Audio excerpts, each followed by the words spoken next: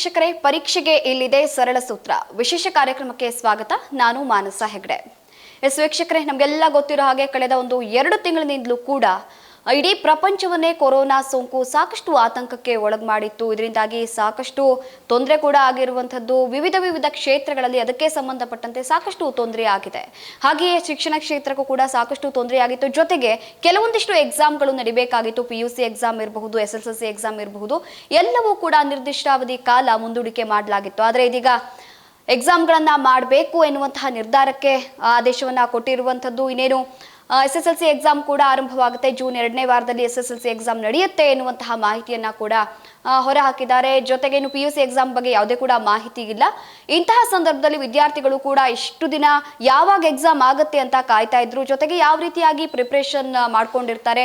ಇಂತಹ ಸಂದರ್ಭದಲ್ಲಿ ಕೆಲವೊಂದಿಷ್ಟು ಮರೆಯುವಂತಹ ಚಾನ್ಸಸ್ ಇರುತ್ತೆ. ಯಾಕೆಂತಂದ್ರೆ ಯಾವಾಗ ಆಗುತ್ತೆ ಎಕ್ಸಾಮ್ ಎನ್ನುವಂಥದ್ದು ಅವರಿಗೆ ಗೊತ್ತಿರಲ್ಲ. ಇಂತಹ ಸಂದರ್ಭದಲ್ಲಿ ಏನಾಗುತ್ತೆ ಅಂತ ಅಂದ್ರೆ ಓದಿರುವಂಥದ್ದನ್ನ ಮರೆಯೋದಿರಬಹುದು.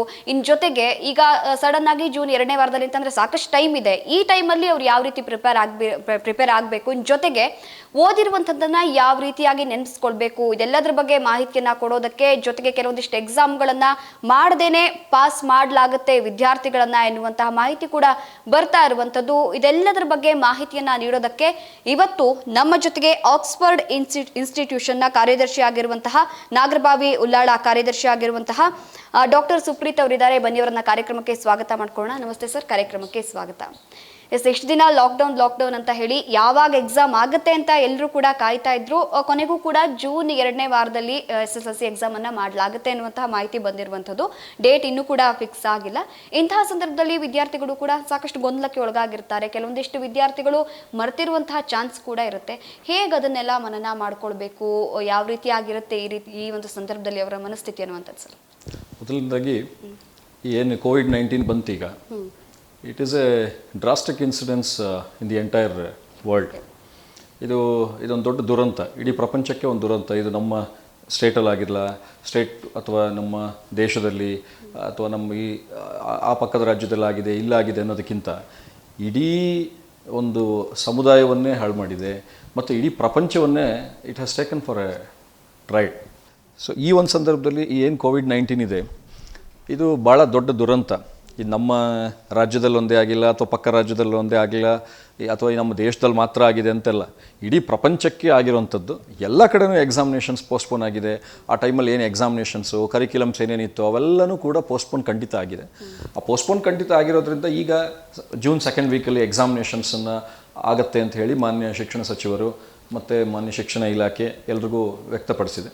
ಸೊ ಹಾಗಾಗಿ ಮಕ್ಕಳು ಮತ್ತು ಈಗ ಮೊನ್ನೆ ದಿನಪತ್ರಿಕೆಗಳ ಕಡೆ ಬಂದಿದೆ SSLC ಎಕ್ಸಾಮಿನೇಷನ್ ನಡೆಯುತ್ತೆ, ಅದಕ್ಕೆ ಎಲ್ಲ ಪೂರ್ವ ಸಿದ್ಧತೆಗಳು ಏನು ಬೇಕು ಅದಷ್ಟು ಮಾಡ್ಕೊಳ್ಳಿ ಅಂತ ಬಂದಿದೆ.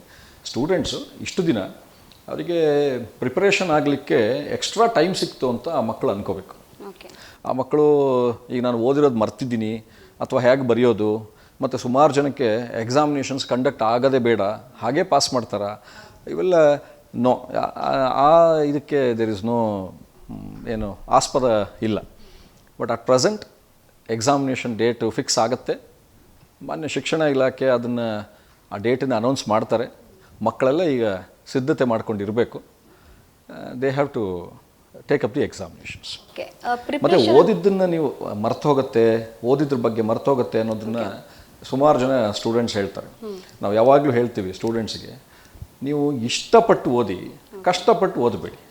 ಕಷ್ಟಪಟ್ಟು ಓದಿದ್ರೆ ಖಂಡಿತ ಮರ್ತೋಗ್ತಾರೆ. ಇಷ್ಟಪಟ್ಟು ಓದಿದ್ರೆ ಅದು ಎಂದಿಗೂ ಮರೀಲಿಕ್ಕೆ ಚಾನ್ಸ್ ಇಲ್ಲ. ಈಗ ಪ್ರಿಪ್ರೇಷನ್ಗಳು ಯಾವ ರೀತಿ ಆಗಿರಬೇಕು ಅಂತ ಈಗಾಗಲೇ ಪ್ರಿಪ್ರೇಷನ್ ಮಾಡ್ಕೊಂಡಿರ್ತಾರೆ. ಬಟ್ ಈ ಟೈಮಲ್ಲಿ, ಈ ಗ್ಯಾಪಲ್ಲಿ ಯಾವ ರೀತಿ ಪ್ರಿಪ್ರೇಷನ್ ಅಗತ್ಯ ಇರುತ್ತೆ ಅವರಿಗೆ ಅಂತ? ಈಗ ಸ್ಟೂಡೆಂಟ್ಸು, ನಾನು ಯಾವ್ಯಾವುದೋ ಕೆಲವು ಸ್ಟೂಡೆಂಟ್ಸು ನಾನು ಅಲ್ಲೆಲ್ಲೋ ಟ್ಯೂಷನ್ಗೆ ಹೋಗೋಕ್ಕಾಗಿಲ್ಲ, ಇಂಥ ಕಡೆ ಎಲ್ಲೋ ಟ್ಯೂಷನ್ಗಳಿಗೆ ಹೋಗೋಕ್ಕಾಗಿಲ್ಲ, ಅಥವಾ ಯಾರೋ ನನ್ನ ಸಹಪಾಠಿ ಲ್ಯಾಕ್ಸ್ ಟುಗೆದರ್ ಫೀಸ್ ಕೊಟ್ಕೊಂಡು ಇನ್ಯಾವುದೋ ಟ್ಯೂಷನ್ ಸೆಂಟ್ರಿಗೆ ಹೋಗಿದ್ದ, ಅವನಿಗೆ ಹೆಚ್ಚು ಮಾರ್ಕ್ಸ್ ಬರ್ಬೋದು. ನನ್ನ ಮನೇಲಿ ನನ್ನ ಪೇರೆಂಟ್ಸ್ಗೆ ಅಷ್ಟು ಹಣವನ್ನು ಕಟ್ಟಲಿಕ್ಕೆ ಅವಕಾಶ ಆಗಲಿಲ್ಲ, ನಾನು ಹೇಗೆ ಅದನ್ನು ಅಷ್ಟೇ ಮಾರ್ಕ್ಸ್ ತೊಗೊಳ್ಲಿಕ್ಕಾಗತ್ತಾ? ಈ ಟೈಮಲ್ಲಿ ಕೆಲವು ಆನ್ಲೈನ್ ಕ್ಲಾಸ್ಗಳೆಲ್ಲ ನಡೀತಿತ್ತು. ನನ್ನ ಪಕ್ಕದ ಮನೆ ವಿದ್ಯಾರ್ಥಿ ಇನ್ಯಾವುದೋ ಶಾಲೆಯವನು, ಅವರಿಗೆಲ್ಲೋ ಆನ್ಲೈನ್ ಕ್ಲಾಸಸ್ ನಡೀತಿತ್ತು, ನನಗದು ನಡೆದಿಲ್ಲ, ಅಥವಾ ಆನ್ಲೈನ್ ಕ್ಲಾಸ್ಗಳಿಗೆ ಸ್ಮಾರ್ಟ್ಫೋನ್ಗಳು ಇಲ್ಲ ನನ್ನ ಹತ್ರ. ಆ ಥರದ್ದೆಲ್ಲ ಭಾವನೆಗಳು ಏನು ಇಟ್ಕೊಳ್ಳೋ ಅವಶ್ಯಕತೆ ಇಲ್ಲ ಮಕ್ಕಳು. ಅಟ್ ಪ್ರೆಸೆಂಟ್ ಅವ್ರದ್ದು ಏನು ಸಿಲೆಬಸ್ ಇದೆ ಆ್ಯಸ್ ಪರ್ ದಟ್ ಸಿಲೆಬಸ್. ಈಗ ನೋಡಿ SSLC ಮಕ್ಕಳಿಗೆ ಈಗ ಎಕ್ಸಾಮಿನೇಷನ್ ಆಗಬೇಕು, PUC ಮಕ್ಕಳಿಗೆ ಇನ್ನು ಒಂದೇ ಒಂದು ಪೇಪರ್ ಬಾಕಿ ಇದೆ. ಆ ಒಂದೇ ಒಂದು ಪೇಪರ್ನ ಹಾಗೆ ತಳ್ತಾರ ಅಂತಲೂ ಕಾಯ್ತಾ ಇದ್ರು. ಖಂಡಿತ ಮಾಡ್ಲಿಕ್ಕೆ ಚಾನ್ಸ್ ಇಲ್ಲ. ಅದಕ್ಕೆ ನಾನು ಸುಮಾರು ಕಡೆ ಹೇಳ್ತಾ ಇದ್ದೆ, ಈಗ ಒಂದೇ ಒಂದು ಪೇಪರ್ ಅಂತ ಹೇಳಿ ತಳ್ಳಿಕ್ಕೆ ಆಗೋದಿಲ್ಲ, ಯಾಕಂದರೆ ದಟ್ ಈಸ್ ಇಂಗ್ಲೀಷ್ ಪೇಪರ್. ಈಗ PUCಯಲ್ಲಿ ಸ್ಟೂಡೆಂಟ್ಸಿಗೆ ಪ್ರಾಬಬ್ಲಿ ಸೈನ್ಸ್ ಸ್ಟೂಡೆಂಟ್ಸ್ಗಿರ್ಬೋದು ಅಥವಾ ಏನು ಬೇರೆ ಎಂಜಿನಿಯರಿಂಗ್ ಸೆಕ್ಷನ್ಗೆ ಹೋಗೋವಂಥವ್ರು ಅಥವಾ ಮೆಡಿಕಲ್ ಸೆಕ್ಷನ್ಗೆ ಹೋಗುವಂಥ ಸ್ಟೂಡೆಂಟ್ಸ್ಗೆ ಆ ಇಂಗ್ಲೀಷ್ ಬೇಕಾಗಿಲ್ಲದೆ ಇರ್ಬೋದು. But students who are going to a company secretarial course ಇರ್ಬೋದು, ಅಥವಾ if they are going for any other factors of arts arts oriented courses ಅಂಥವಕ್ಕೆಲ್ಲ ಬೇಕೇ ಬೇಕಾಗತ್ತೆ. ಸೊ ಅದರಿಂದ ಎಕ್ಸಾಮಿನೇಷನ್ಸ್ ಯಾವುದು ಈ ಪೋಸ್ಟ್ಪೋನ್ಮೆಂಟ್ ಅನ್ನೋದು ಏನು ಗೊಂದಲ ಇತ್ತು ಅದು ಹೊಟ್ಟೋಗಿದೆ. ಈಗೇನಿದ್ರು examination will be announce, they have to take the examination. ಅವ್ರಿಗೆ ಈಗ ಟೈಮ್ ಸಿಕ್ಕಿದೆ, ಇಷ್ಟು ದಿನ ಟೈಮ್ ಸಿಕ್ಕಿದ್ದನ್ನು ಒಳ್ಳೆ ರೀತಿ ಉಪಯೋಗ ಮಾಡ್ಕೊಂಡಿದ್ದಾರೆ, ಉಪಯೋಗ ಮಾಡ್ಕೋಬೇಕಿತ್ತು. So they should be ready for the examinations. ಮತ್ತು stress, they need not have to take any stress. ಬಲವಂತದ ಪರೀಕ್ಷೆ ಅಂತ ತೊಗೋಬಾರ್ದು. It is better that they will celebrate their exams ನಾವು. They can celebrate the exams like they celebrate their birthdays, they can celebrate their exams ನಾವು. Normal ಆಗಿ ನಾವು ನೋಡಬಹುದು, in the general ನಾವು ನೋಡೋದಾದ್ರೆ ಬಹುತೇಕ ವಿದ್ಯಾರ್ಥಿಗಳಲ್ಲಿ ಪರೀಕ್ಷೆ ಅಂದ ತಕ್ಷಣ ಏನೋ ಒಂದು ರೀತಿ ಭಯ ಆವರಿಸ್ಕೊಳ್ತಾ ಇರುತ್ತೆ. ಅಂದರೆ ನಾವು ಎಷ್ಟೇ ಓದಿದ್ರು ಕೂಡ ಕೆಲವೊಂದಿಷ್ಟು ಮಾತ್ರ ನಾವು ಅಂದ್ಕೊಂಡಿರ್ತೀವಿ, ವ್ಯಾಲ್ಯೂಯಬಲ್ ಕ್ವಶನ್ಸ್ ಅದು ಮಾತ್ರ ಬರುತ್ತೆ, ಆ ರೀತಿ ಎಲ್ಲ ರೀತಿ ಪ್ರಿಪ್ರೇಷನ್ ಮಾಡ್ಕೊಂಡಿರ್ತಾರೆ. ಕೆಲವೊಂದು ಸಮಯ ಏನಾಗುತ್ತೆ ಅಂದರೆ ಅವರಿಗೆ ಭಯ ಇರುತ್ತೆ, ಎಲ್ಲಿ ನಾವು ಓದಿರೋದು ಬೀಳಲ್ವೋ, ಈ ರೀತಿ ಸಾಕಷ್ಟು ಭಯ ಕಾಡೋದಿರುತ್ತೆ. ಈ ವಿದ್ಯಾರ್ಥಿಗಳಲ್ಲಿ ಈ ರೀತಿ ಭಯ ಯಾಕೆ ಬರುತ್ತೆ? ಈ ಒಂದು ಪರೀಕ್ಷಾ ಜ್ವರ ಅನ್ನೋದಿರುತ್ತಲ್ಲ, ಅದ್ರ ಬಗ್ಗೆ ಹೇಳೋದಾಗುತ್ತೆ ಸರ್. ಈ ಪರೀಕ್ಷಾ ಜ್ವರ, ಎಕ್ಸಾಮ್ ಫಿಯರ್, ಅದು ರೀಸನ್ ಯಾಕೆ ಅಂತಂದರೆ ಅವರಲ್ಲಿ ಏನು ನಾವು ಏಕಾಗ್ರತೆ ಅಂತ ಏನು ಹೇಳ್ತೀವಿ, ಏಕ ಪ್ಲಸ್ ಅಗ್ರತೆ ಈಸ್ ಏಕಾಗ್ರತೆ. ಆ ಏಕಾಗ್ರತೆ ಅಂದರೆ ಆ ಯಾವುದಾದ್ರೂ ಒಂದು ಸಬ್ಜೆಕ್ಟ್ ಬಗ್ಗೆ ಅಥವಾ ಯಾವುದಾದ್ರೂ ಒಂದು ವಿಷಯದ ಬಗ್ಗೆ ಅವ್ರ complete concentration, high level importance, ಆ ಇಂಪಾರ್ಟೆನ್ಸನ್ನು ಅವ್ರು ಕೊಡದೇ ಇದ್ದಾಗ ಆ ಏಕಾಗ್ರತೆ ಅನ್ನೋದು ಅವರಲ್ಲಿ ಯಾವಾಗ ಮೂಡಲ್ಲ, ಆಟೋಮ್ಯಾಟಿಕಲಿ ಅವ್ರಿಗೆ ಆ ಮರೆಯುವಂಥ ಚಾನ್ಸಸ್ಸು. ಯಾವಾಗ ಅದನ್ನು there are lot of difference between reading and study. Reading is something you need not have to ಏನು ಅದರಲ್ಲಿ ಸುಮ್ಮನೆ ಓದ್ಕೊಂಡು ಹೋಗೋದು, ಅದೊಂದು ಕಲಿಕಾ ಅಷ್ಟು. ಈ ಸ್ಟಡಿ ಏನಿದೆ ಅದು ಆ ಕಲಿಕಾ ಪ್ರವೃತ್ತಿನೇ ಬೇರೆ. ಸ್ಟಡಿ ಮತ್ತು ರೀಡ್, ಅದಕ್ಕೆ there is lot of difference. Since ಆ ಡಿಫ್ರೆನ್ಸನ್ನು ಸ್ಟೂಡೆಂಟ್ಸು ಅರ್ಥ ಮಾಡ್ಕೋಬೇಕು. ಏನು ಆಗಲೇ ಏನು ಹೇಳಿದೆ ನಾನು ನಿಮಗೆ, ಈ ಇಷ್ಟಪಟ್ಟು ಓದೋದು ಅಂತಲ್ಲ, ಆ ಇಷ್ಟಪಟ್ಟು ಓದೋದನ್ನು if they are trying to concentrate, ಆ ಕಾನ್ಸಂಟ್ರೇಷನ್ ಯಾವಾಗ ಅವರಲ್ಲಿ ಮಿಸ್ ಆಗುತ್ತೆ, ಮತ್ತು ಸುಮಾರು ಹೊತ್ತು ಕೂತ್ಕೊಂಡು ಓದೋವಂಥ ಅಭ್ಯಾಸಗಳಿರೋದಿಲ್ಲ. ಆ ಓದೋವಂಥ ಅಭ್ಯಾಸನೇ ಈಗಿನ ಮಕ್ಳಿಗೆ ಹೊಟ್ಟೋಗಿದೆ. They are always with the gadgets and all those things. But ಇವತ್ತಿನ ದಿವಸ ಈ ಗ್ಯಾಡ್ಜೆಟ್ಸ್ದು ನಾವು ಮುಂಚೆ ಎಲ್ಲ ಸಂಸ್ಥೆಗಳಲ್ಲಿ ಗ್ಯಾಡ್ಜೆಟ್ಸ್ ಯೂಸ್ ಮಾಡೋ ಹಾಗಿಲ್ಲ, you are not suppose to use mobile phones ಅಲ್ಲ.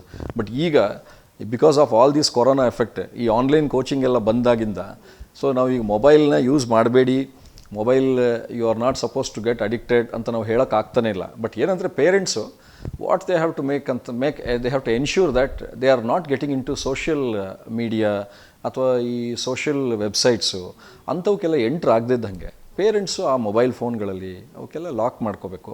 ಸೊ ಆವಾಗ ಅವರಿಗೆ ಯಾವ ಅಜ್ಞಾನಗಳು ಆಗೋದಿಲ್ಲ. ಸ್ಟೂಡೆಂಟ್ಸ್ ಈಗ ಕಾನ್ಸಂಟ್ರೇಷನ್ ಏನಾದ್ರು ಮಿಸ್ ಆಗಿಬಿಟ್ರೆ ಆ ಮಕ್ಕಳಲ್ಲಿ, ಆಟೋಮ್ಯಾಟಿಕಲಿ ಆಬ್ವಿಯಸ್ಲಿ ಅವರು ಏನು ಓದಿದ್ದನ್ನು ಮರೆಯೋದು, ಖಂಡಿತ ಇಷ್ಟಪಟ್ಟು ಓದಿದ್ರೆ ಅದು ಮರೆಯೋಕ್ಕೆ ಚಾನ್ಸೇ ಇಲ್ಲ. ಸೊ ಕಷ್ಟಪಟ್ಟು ಓದೋ ಅವಶ್ಯಕತೆ ಇಲ್ಲ. So they should know the difference between reading and study. Only then everything will come to proper.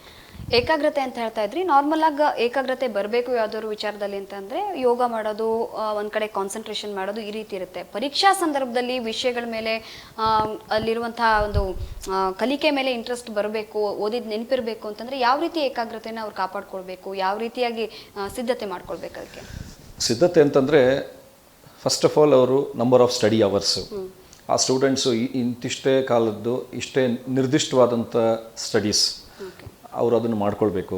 ಇಷ್ಟಿಷ್ಟು ಪ್ರೋಗ್ರಾಮ್ ಇಂತಿಂಥ ಸಮಯದಲ್ಲಿ ಇಂತಿಂಥ ಸಬ್ಜೆಕ್ಟ್ ನಾನು ಓದ್ತೀನಿ, ಅವ್ರದ್ದೇ ಆದಂಥ ಒಂದು ಟೈಮ್ ಟೇಬಲ್ ಹಾಕ್ಕೊಳ್ಬೇಕು. ಆ ಟೈಮ್ ಟೇಬಲ್ ಪ್ರತಿ ದಿವಸ ಅವರ ಸ್ಟಡಿ ಟೇಬಲ್ ಮುಂದೆ ಅದನ್ನು ಹಾಕ್ಕೊಂಡಿರಬೇಕು. ಅದನ್ನು ಹಾಕ್ಕೊಂಡಿದ್ದಾಗ ಆಟೋಮೆಟಿಕಲಿ ಏನಾಗುತ್ತೆ, ಹೋಗ್ತಾ ಬರ್ತಾ ಆ ಟೈಮ್ ಟೇಬಲ್ನ ನೋಡ್ತಾ ಇರ್ತಾರೆ. ಮತ್ತು ಅವ್ರು ಓದ್ತಕ್ಕಂಥ ಫಾರ್ಮುಲಾಸ್ ಆಗಿರ್ಬೋದು, ಆ ಫಾರ್ಮುಲಾಸನ್ನು ಕೂಡ ಅವ್ರ ಟೇಬಲ್ ಮೇಲೆ ಯಾವಾಗಲೂ ಹಾಕ್ಕೊಂಡಿದ್ದಾಗ ಕೂತ್ಕೊಂಡು ಯಾವಾಗಲೂ ಓದೋದ್ರ ಬದಲು let them keep looking to that as a poster. So when they keep looking to that, ಎಲ್ಲೋ ಒಂದು ಕಡೆ ಆ ಪ್ರಶ್ನೆ ಬಂದಾಗ ಅವ್ರಿಗೆ ಗೊತ್ತಾಗುತ್ತೆ, ಓ ಇಂಥದ್ದೊಂದು ಬಂದಿತ್ತು, ಓ ಎಸ್ ನಾನು ಓದಿದ್ದೆ, ಇದನ್ನ ನೋಡಿದ್ದೆ, ಅದೆಲ್ಲ ಜ್ಞಾಪಕ ಬರುತ್ತೆ ಅವ್ರಿಗೆ. ಮತ್ತು they need not have to take lot of strain for this. ಇವಾಗೇನು ಈ ಎಕ್ಸಾಮಿನೇಷನ್ನು ಒಂದು ಪೆಡಂಭೂತ ಅಂತ ಏನು ಅನ್ಕೋತಾರೆ, ಅದೇನು ಇಟ್ ಈಸ್ ನಾಟ್ ಸೊ. ಅದನ್ನು ಸುಮಾರು ಜನ ಈ ಸುಮಾರು ಪ್ರೈವೇಟ್ ಆರ್ಗನೈಸೇಷನ್ಸಲ್ಲಿ ಎಕ್ಸಾಮಿನೇಷನ್ನು ನೀವು ತಗೊಂಡಾಗ ಮಾತ್ರ ಹೀಗಾಗೋದು, ಎಕ್ಸಾಮಿನೇಷನ್ ಮುಗಿದ್ರೆ ಮಾತ್ರ ಹಾಗಾಗತ್ತೆ, ಅದೇನೂ ಇಲ್ಲ. ಇನ್ ಕೇಸ್ ಎಕ್ಸಾಮಿನೇಷನಲ್ಲಿ ಕೆಲವಷ್ಟು ವಿದ್ಯಾರ್ಥಿಗಳು ಫೇಲ್ ಆಗೋ ಸಂದರ್ಭಗಳು ಇರುತ್ತೆ. ಫೇಲ್ ಆಗೋದು ಪರೀಕ್ಷೆಯಲ್ಲಿ ಇಟ್ ಈಸ್ ಎಸ್ ಅಫ್ಕೋರ್ಸ್, ಅದಾಗಬಾರ್ದು. Failure is stepping stone for success ಅಂತ ಹೇಳಿ ಅದೇ ಅಭ್ಯಾಸ ಆಗಬಾರ್ದು, ಮಕ್ಕಳಿಗೆ ಅದು ಅಭ್ಯಾಸ ಆಗಬಾರ್ದು. ಸೊ ಹಾಗಾಗಿ ಪೋಷಕರು ಕೂಡ ಇಂಥ ಟೈಮಲ್ಲಿ ಸಾಕಷ್ಟು ಜನ they had lot of time to be there with their children. ಸಾಕಷ್ಟು ಇವಾಗೆಲ್ಲ ಹೇಳ್ಕೊಡ್ಲಿಕ್ಕೆ ಅವಕಾಶ ಇತ್ತು, ಮನೆಯವರೆಲ್ಲ ಒಟ್ಟೊಟ್ಟಿಗೆ ಇದ್ದರು. ಅದರಿಂದ ಈ ಸರ್ತಿ ಮಕ್ಕಳಿಗೆ ಹೆಚ್ಚಿನ ಕಾಲಾವಕಾಶ ಸಿಕ್ಕಿದ್ರಿಂದ ಓದೋದಕ್ಕೆ ಚೆನ್ನಾಗಿ ಮಾಡ್ಬೋದು ಅಂತ ಅನ್ಸುತ್ತೆ. ನೋಡ್ಬೋದು, ಸಾಮಾನ್ಯವಾಗಿ ಮಕ್ಕಳ ಮೇಲೆ ಪ್ರೆಷರ್ ಜಾಸ್ತಿ ಇರುತ್ತೆ. ಇಂತಿಷ್ಟು ಮಾರ್ಕ್ಸ್ ಅಂತ ತೆಗಿಲೇಬೇಕು, ಇಷ್ಟು ಪರ್ಸೆಂಟೇಜ್ ಮಾಡಲೇಬೇಕು ಅಂತ ಒತ್ತಡವನ್ನು ಈ ಕಡೆ ಟೀಚರ್ಸ್ ಕಡೆಯಿಂದನೂ ಬೀಳ್ತಾ ಇರುತ್ತೆ, ಪೋಷಕರ ಕಡೆಯಿಂದನೂ ಬೀಳ್ತಾ ಇರುತ್ತೆ. ಎಲ್ಲೋ ಒಂದು ಕಡೆ ಮಕ್ಕಳು ಫೇಲ್ ಆಗಿಬಿಟ್ರೆ ಅದೊಂದು ರೀತಿ ಅವಮಾನ ಅಂದ್ಕೊಂಡು ಸಾಕಷ್ಟು ಮಕ್ಕಳು ಮನೆ ಬಿಟ್ಟು ಹೋಗೋದಿರ್ಬೋದು, ಇನ್ನೂ ಕೆಲವೊಂದಿಷ್ಟು ಜನ ಮಕ್ಕಳು ಆತ್ಮಹತ್ಯೆ ಮಾಡ್ಕೊಳ್ಳೋದು, ಈ ರೀತಿ ಆಗಿರೋದನ್ನ ನಾವು ಸಾಕಷ್ಟು ಸಲ ನೋಡಿದ್ದೀವಿ. ಇಂತಹ ಸಂದರ್ಭದಲ್ಲಿ ಯಾಕೆಂತಂದ್ರೆ ಕೆಲವೊಂದಿಷ್ಟು ಮಕ್ಕಳ ಮೈಂಡ್ ತುಂಬ ವೀಕ್ ಇರುತ್ತೆ, ಓದಿದ್ ಕೂಡ ಅರ್ಥ ಆಗ್ತಾ ಇರಲ್ಲ. ಈ ಸಂದರ್ಭದಲ್ಲಿ ಟೀಚರ್ಸ್ ಇರಬಹುದು, ಪೋಷಕರು ಇರಬಹುದು, ಪಾಲಕರು ಯಾವ ರೀತಿಯಾಗಿ ಅವರಿಗೆ ಸಪೋರ್ಟ್ ಮಾಡಬೇಕಾಗಿರುತ್ತೆ? ಮತ್ತು ಈಗ ಏನು ಈ ಹಾಲಿಡೇಸ್ ಏನಿದೆ ಇವಾಗ, ಕೊರೋನಾ ಬೇಸ್ಡ್ ಫೋರ್ಸಿಬಲ್ ಹಾಲಿಡೇಸ್ ಏನಿದೆ, ಆ ಫೋರ್ಸಿಬಲ್ ಹಾಲಿಡೇಸಲ್ಲಿ ಮಕ್ಕಳಿಗೆ ಎವ್ರಿ ಟೈಮ್ ಬೆಳಗ್ಗಿಂದ ಸಾಯಂಕಾಲದವರೆಗೂ ಆಲ್ಮೋಸ್ಟ್ ಫಾರ್ ಅಬೌಟ್ 15-16 ಅವರ್ಸ್ ನೋಡಿದಾಗೆಲ್ಲ ಓದು ಹೇಳೋ ಅವಶ್ಯಕತೆ ಏನಿಲ್ಲ. ಮ್ಯಾಕ್ಸಿಮಮ್ ಈಗ 10th ಸ್ಟ್ಯಾಂಡರ್ಡ್ ಆದರೆ ಈಗ ಎಕ್ಸಾಮಿನೇಷನ್ ಹತ್ತಿರ ಬಂದಿದೆ, ವರ್ಷ ಇಡೀ ಓದಿರ್ತಾರೆ. ನಾವು this is the time where they have to exhibit their talent. Examination is an assessment diary ಅಷ್ಟೇ. ಸೊ ಅವರು ಮುಂದೆ ಹೋಗಲಿಕ್ಕೆ ಅದೊಂದು ಮಾರ್ಕ್ಸ್ ಕಾರ್ಡ್ಸು ಅದೆಲ್ಲ ಅವ್ರಿಗೆ ಹೆಲ್ಪ್ ಆಗುತ್ತೆ. ಏನಂದರೆ ನೆಕ್ಸ್ಟ್ ಹೈಯರ್ ಕ್ಲಾಸಿಗೆ ಹೋಗಲಿಕ್ಕೆ it is a promotional marks card. They should take it as a promotional exam. I already told you, examinations should be taken by students. They have to celebrate exams like their birthdays. They should not get feared out of their exams. But parents ಅಷ್ಟೇ, ಕಂಡಾಗೆಲ್ಲ ಓದ್ತಾನೆ ಇರು ಅಂತ ಹೇಳಿ ಅದೇನಾಗುತ್ತೆ, ಮಕ್ಕಳಿಗೆ ಎವರ್ಷನ್ start ಆಗುತ್ತೆ. ಆ ಎವರ್ಷನ್ಸು start ಆಗಬಾರ್ದು ಮಕ್ಕಳಿಗೆ. ಒಂದು ಸರ್ತಿ ಆ ಎವರ್ಷನ್ಸು ಸ್ಟಾರ್ಟ್ ಆಯಿತು ಅಂತಂದರೆ ಮಕ್ಕಳಿಗೆ ಓದೋ ಕಡೆ ಇಂಟ್ರೆಸ್ಟ್ ಕಳ್ಕೊಂಡ್ಬಿಡ್ತಾರೆ. ಸೊ ತುಂಬ ಬ್ಯಾಲೆನ್ಸ್ಡ್ ವೇನಲ್ಲಿ ಪೇರೆಂಟ್ಸು ಆ ಮಕ್ಕಳನ್ನ ತೊಗೊಂಡು ಹೋಗಬೇಕಾಗತ್ತೆ. ಸಾಕು, if they are studying for about 4 hours A day at least. ಈಗ ಎಕ್ಸಾಮಿನೇಷನ್ ಹತ್ತಿರ ಬಂದಿದೆ, ಮ್ಯಾಕ್ಸಿಮಮ್ ಇನ್ನೊಂದು 3 weeks ಆರ್ ಅಬೌಟ್ 3.5 weeks ಇದೆ ಎಕ್ಸಾಮಿನೇಷನ್ಗೆ. ಅದರಿಂದ they can try to read for about 3 to 4 hours. If at all if PUC students, ಅವ್ರಿಗಿರೋದು ಇವಾಗ at present only ಒಂದು ಸಬ್ಜೆಕ್ಟ್ ಇರೋದ್ರಿಂದ ಆ ಸಬ್ಜೆಕ್ಟಿಗೆ ಡೈಲಿ 1 to 3 hours ಅವ್ರು ಸ್ಪೆಂಡ್ ಮಾಡಿದ್ರೆ ಸಾಕು. ಬಟ್ ಅದಲ್ಲದೆ ಈ ಎಂಟ್ರೆನ್ಸ್ ಎಕ್ಸಾಮಿನೇಷನ್, ನಾನಾ ಥರ ಎಕ್ಸಾಮಿನೇಷನ್ಗೆ ಏನು ಹೋಗ್ತಾರೆ ಅವರು, ಆ ಎಕ್ಸಾಮಿನೇಷನ್ಗೆಲ್ಲ if they have to prepare, yes, ಅದಕ್ಕೆ ಅವರು they definitely require about 5 to 6 hours of time for preparation. ಅಂದ್ರೆ ಯಾವ ರೀತಿಯಾಗಿ ಟೈಮ್ ಕೊಡಬೇಕು ಅಂದ್ರೆ, ಕೆಲವೊಂದಿಷ್ಟು ವಿದ್ಯಾರ್ಥಿಗಳು ಬೆಳಗ್ಗೆ ಎದ್ದು ಓದುವಂತ ಹವ್ಯಾಸ ಇರುತ್ತೆ, ಇನ್ನು ಕೆಲವೊಂದಿಷ್ಟು ಮಕ್ಕಳು ರಾತ್ರಿ ಓದ್ತಾರೆ. ಅಂದ್ರೆ ನೆನಪಿರ್ಬೇಕು ಅಂತ ಅಂದ್ರೆ ಇಂತಿಷ್ಟು ಬೆಳಗ್ಗೆ ಟೈಮೇ ಓದಬೇಕು, ರಾತ್ರಿ ಟೈಮೇ ಓದಬೇಕು, ಅದಕ್ಕೆ ನಿಗದಿತ ಸಮಯ ಅಂತ ಏನಾದರೂ ಇದೆಯಾ ಅಂತ? ನಿಗದಿತ ಸಮಯ ಅಂತಂದ್ರೆ it depends upon every individual. ಈಗ ಕೆಲವು ಮಕ್ಕಳು ಬೆಳಗಿನ ಜಾವ 4 ಗಂಟೆಗೆ ಎದ್ದು ಫಾರ್ ಅಬೌಟ್ 3 hours ಕಂಟಿನ್ಯೂಸ್ ಆಗಿ ಓದ್ತಾರೆ. 4 o'clock ಇಂದ 4 to 5 ಒಂದು ಸಬ್ಜೆಕ್ಟ್ ಓದಿ, 5 to 6 ಇನ್ನೊಂದು ಸಬ್ಜೆಕ್ಟ್ ಓದ್ತಾರೆ, 6 to 7 ಇನ್ನೊಂದು ಸಬ್ಜೆಕ್ಟ್ ಓದ್ತಾರೆ. ಸೊ ಹಾಗಾಗಿ 4 to 4 o'clock ಇಂದ 7 o'clock ವರೆಗೂ ಪರ್ಫೆಕ್ಟ್ ರೀಡಿಂಗ್ ಸ್ಟಡಿಂಗ್ ಅಂತಂದರೆ yes, they maintain the same timings.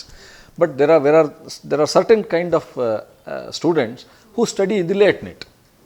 ಅವ್ರೇನು ಮಾಡ್ತಾರೆ, ಲೇಟ್ ನೈಟ್ ಕೂಡ ಓದೋವಂಥ ಮಕ್ಕಳು ಅವ್ರು ಬೆಳಗ್ಗೆ ಹೊತ್ತು ಖಂಡಿತ ಎದ್ದಲ್ಲ. ಅವರಿಗೆ ಅಂಥ ಮಕ್ಕಳಿಗೆ ಮೈಗ್ರೇನ್ ಬರ್ಬೋದು, ಅವ್ರಿಗೆ ರಾತ್ರಿ ಹೊತ್ತು ಓದೇ ಅಭ್ಯಾಸ. ಯಾಕೆಂದರೆ ಅಷ್ಟೊತ್ತಿಗೆ it depends upon the environment of every individual houses.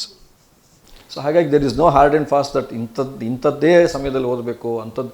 ಕೆಲವು ಮಕ್ಕಳು ಮನೆಯಲ್ಲಿ they may not even sit down for studies, but ಅವರ ಕಾಲೇಜು ಅಥವಾ ಸ್ಕೂಲ್ ಶಾಲೆಗಳಲ್ಲೇ ಪಾಠ ಮಾಡುವಾಗಲೇ almost they complete their reading skills almost about 70% in the institution. So ಅಂಥ ಮಕ್ಕಳು I call them as free minded students. ಅವ್ರು ಯಾವುದನ್ನು ಟೆನ್ಷನ್ ತೊಗೊಳ್ಳೋದಿಲ್ಲ. ಅಂಥ ಮಕ್ಕಳಿಗೆ ಜನರಲಿ ಯಾವತ್ತು ಏನೇನು ಪಾಠ ಹೇಳ್ಕೊಡ್ತಾ ಇರ್ತಾರೆ ಶಿಕ್ಷಕರು, ಶಾಲೆಯಲ್ಲಾಗಿರ್ಬೋದು ಅಥವಾ ಕಾಲೇಜಲ್ಲಾಗಿರ್ಬೋದು, ಅವತ್ತಿನ ದಿವಸ ಅವ್ರು ಏನೇನು ಕಲಿತಾರೆ, ಅದು ಮಾಡಿದ ದಿವಸನೇ ಅವ್ರು ಯಾವತ್ತಾವತ್ತು ಅವರು ಅದನ್ನು ಟ್ರ್ಯಾಕ್ ಇಟ್ಕೊಂಡು ಕಲಿತಾ ಬರ್ತಾರೆ. Obviously such students are always successful. ಈ ಯುದ್ಧಕಾಲ ಶಸ್ತ್ರಾಭ್ಯಾಸ ಮಾಡೋರ್ದು ಯಾವತ್ತಿದ್ರೂ it is something like a luck. ಅದೊಂಥರ ಲಿಫ್ಟ್ ಇದ್ದಂಗೆ. ಯುದ್ಧ ಕಾಲದಲ್ಲಿ ಶಸ್ತ್ರಾಭ್ಯಾಸ ಮಾಡಿದಾಗ ಅಕಸ್ಮಾತ್ ಎನಿಮಿ ವೀಕ್ ಇದ್ದರೆ yes he may win. If at all if the enemy is strong, again the practice only makes perfect. ಆ ಪ್ರಾಕ್ಟೀಸ್ ಇಲ್ಲ ಅಂತಂದರೆ ಆ ಕಲಿಕಾ ಮನೋಭಾವ ಮೊದಲಿಂದನೂ ಬರಬೇಕದು, ಇಯರ್ ಬಿಗಿನಿಂಗಿಂದ. ಮತ್ತು ಈಗ ಸ್ಟೂಡೆಂಟ್ಸಿಗೆ ಯಾರು ಟೈಮ್ ಸಾಲ್ತಾ ಇಲ್ಲ ನನಗೆ ಓದಲಿಕ್ಕೆ ಅಂತ ಯಾರು ಹೇಳ್ತಿದ್ರು, ಅವ್ರಿಗೆಲ್ಲ ಈಗ 2 ತಿಂಗಳು ಟೈಮ್ ಸಿಕ್ಕಿದೆ. ಸೊ ಹಾಗಾಗಿ ಈಗ ಸ್ಟೂಡೆಂಟ್ಸ್ ಯಾರು ಲೇಮ್ ಎಕ್ಸ್ಕ್ಯೂಸ್ ಕೊಡೋಂಗಿಲ್ಲ ಅಂತ ಅನ್ಕೋತೀನಿ. ಈಗ ಓದಬೇಕಾದಂಥ ಸಂದರ್ಭದಲ್ಲಿ ಪರೀಕ್ಷೆನ ಅಟೆಂಡ್ ಮಾಡಬೇಕಾದ್ರೆ ಮಾನಸಿಕ ಸ್ಥೈರ್ಯ ಅನ್ನುವಂಥದ್ದು ಎಷ್ಟು ಇಂಪಾರ್ಟೆಂಟ್ ಆಗುತ್ತೆ? ಮಾನಸಿಕ ಸ್ಥೈರ್ಯ ಮೋಸ್ಟ್ ಇಂಪಾರ್ಟೆಂಟು. ಅದು ಎಲ್ಲದ್ರ ಮೇಲೂ ಡಿಪೆಂಡ್ ಆಗಿರುತ್ತೆ. ಮಾನಸಿಕ ಸ್ಥೈರ್ಯ, ಅವರ ಕ್ಲೀನ್ಲಿನೆಸ್ ಇರಬಹುದು, ಮತ್ತು ಆ ಸ್ಟೂಡೆಂಟ್ಸಿಗೆ ಬೇಕಾಗಿದ್ದಂಥ ಏನು ಎನ್ವೈರ್ನ್ಮೆಂಟ್ ಇರ್ಬೋದು, ಮತ್ತು ತಂದೆ ತಾಯಿ ಕೊಡುವಂಥ ಪ್ರೋತ್ಸಾಹ ಇರ್ಬೋದು, ಮತ್ತು ಎಲ್ಲದಕ್ಕಿಂತ ಆ ಸ್ಟೂಡೆಂಟ್ಸಿಗೆ ಅವರಲ್ಲೇ ಆ ಒಂದು ಮನೋಭಾವ ಬೆಳೆಸ್ಕೋಬೇಕು. ಮತ್ತು ನಾನು ಯಾರಿಗೋ ಕಮ್ಮಿ, ನಾನು ಬೆಳೆಯೋಕ್ಕಾಗಲ್ಲ, ಅವ್ರು ಯಾರೋ ಬೆಳೀತಾರೆ, ಅವರಲ್ಲಿ ಯಾವ ಮನಸ್ಥೈರ್ಯ ಬರಬೇಕು ಅಂತಂದರೆ ಆ ಮೆಂಟಾಲಿಟಿ, ಎಸ್ ನಾನು ಮಾಡಬಲ್ಲೆ, I can do it, I can ಅನ್ನೋದು ಯಾವಾಗ ಬರುತ್ತೆ automatically that is the motivation for their own self confidence. ಯಾವಾಗ ಅವ್ರಿಗೆ ಆ ಸೆಲ್ಫ್ ಕಾನ್ಫಿಡೆನ್ಸ್ ಅನ್ನೋದು ಬರೋದಿಲ್ಲ, ದೇ ಕೆನಾಟ್ ಡೂ ಎನಿಥಿಂಗ್. ಈಗ ಅವ್ರ ಬಗ್ಗೆ ನಾನು ಹೇಳೋದು, ಒಬ್ಬ ವ್ಯಕ್ತಿಗೆ ಅವ್ರ ಬಗ್ಗೆ ಅವ್ರಿಗೆ ಕಾನ್ಫಿಡೆನ್ಸ್ ಇಲ್ಲ ಅಂದರೆ ಇನ್ಯಾರಿಗೂ ಆ ಕಾನ್ಫಿಡೆನ್ಸ್ ಬರಬೇಕಂತ ಹೇಗೆ ನಾವು ಕೇಳಲಿಕ್ಕೆ ಸಾಧ್ಯ? So we cannot tell that. So ಆ ಮನಸ್ಥೈರ್ಯ, ಮಾನಸಿಕ ಇದು, ಮತ್ತು ಆ ಪಾಸಿಟಿವ್ ಥಿಂಕಿಂಗ್ ಅನ್ನೋದು ಏನಿದೆಯಲ್ಲ, ಆ ಪಾಸಿಟಿವ್ ಥಿಂಕಿಂಗು ಸ್ಟೂಡೆಂಟ್ಸು ಮೊದಲಿಂದನೂ ಬೆಳೆಸ್ಕೊತಾ ಬರಬೇಕು. ಇದು ನನಗಾಗಲ್ಲ, say for example mathematics, one of the subject which happens to be a tough subject for most of the students. ಎಲ್ಲರೂ ಕೂಡ ಅದನ್ನೇ ಹೇಳ್ತಾರೆ. ಮ್ಯಾಥಮೆಟಿಕ್ಸ್ ಅಂತಂದರೆ ಅಯ್ಯೋ ಆ ಚಾಪ್ಟರ್ ಕಲಿಬೇಕು, ಈ ಈಕ್ವೇಷನ್ಸು, ಈ ಡೆಫಿನೇಷನ್ಸು, ಮತ್ತು derivations, integrations, calculus, all these things. What I keep telling to students is, instead of hating mathematics, start loving mathematics. Start loving mathematics. Because once you are thorough with your mathematical concepts, rest all other subjects follows it. So adrinda better not to leave mathematics, because any person in this world living mathematics, he cannot survive with any of his studies. Of course, everyday life ku kuda mathematics is most important. Adana ಕಲಿಯೋ ವಿಧಾನವೂ ಇದೆ, ಅದನ್ನು ಹೇಳ್ಕೊಡೋವಂಥ ವಿಧಾನ ಕೂಡ ಇದೆ. So ಹೇಳ್ಕೊಡ್ತಾನೆ, ನೋಡೋ ಈಗ maths ಹೇಳ್ಕೊಡ್ತಾ ಇದ್ದೀನಿ ಅಂತಿದ್ದಂಗೆ ಆ ವಾಯ್ಸಲ್ಲೇ, ಆ ಟ್ಯೂನಲ್ಲೇ, ಓ ಇದು ಗಾಬರಿ ಆದಂಥ ಸಬ್ಜೆಕ್ಟ್. ಅದನ್ನು ಶಿಕ್ಷಕರು ಕೂಡ ಗಾಬರಿ ಪಡಿಸಿ ಹೇಳ್ಕೊಡ್ಬಾರ್ದು. ಶಿಕ್ಷಕರು, ಅದರಲ್ಲೂ mathematics is one of the lively subject where in which ಸ್ಟೂಡೆಂಟ್ಸ್ಗೆ ಬಹಳ ಲೈವ್ಲಿಯಾಗಿ ಹೇಳ್ಕೊಡೋಂಥ ಸಬ್ಜೆಕ್ಟ್ ಏಕೈಕ ಇರೋದು ಅಂದರೆ ಮ್ಯಾಥಮೆಟಿಕ್ಸ್. ಅದು ಎಷ್ಟೋ ಜನಕ್ಕೆ ಗೊತ್ತಿಲ್ಲ. ಹೇಳ್ತಾ ಇದ್ರಿ ಟೀಚರ್ಸ್ ಇಂಪಾರ್ಟೆಂಟ್ ಆಗಿರ್ತಾರೆ ಅಂತ.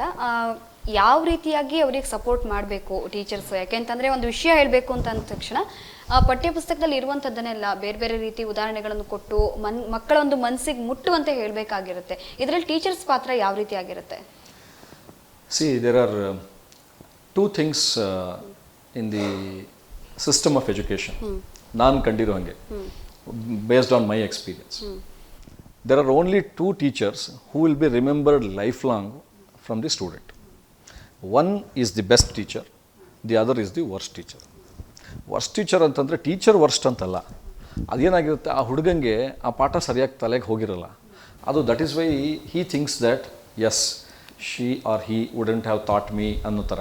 ಅಲ್ಲಿ ಪ್ರಾಬ್ಲಮ್ ಏನಾಗಿರುತ್ತೆ, ಮಕ್ಕಳದು ಪ್ರಾಬ್ಲಮ್ ಇರುತ್ತೆ, ಆ ಕಾನ್ಸಂಟ್ರೇಷನ್ ಆ ಟೈಮಿಗೆ ಕೊಟ್ಟಿರೋದಿಲ್ಲ.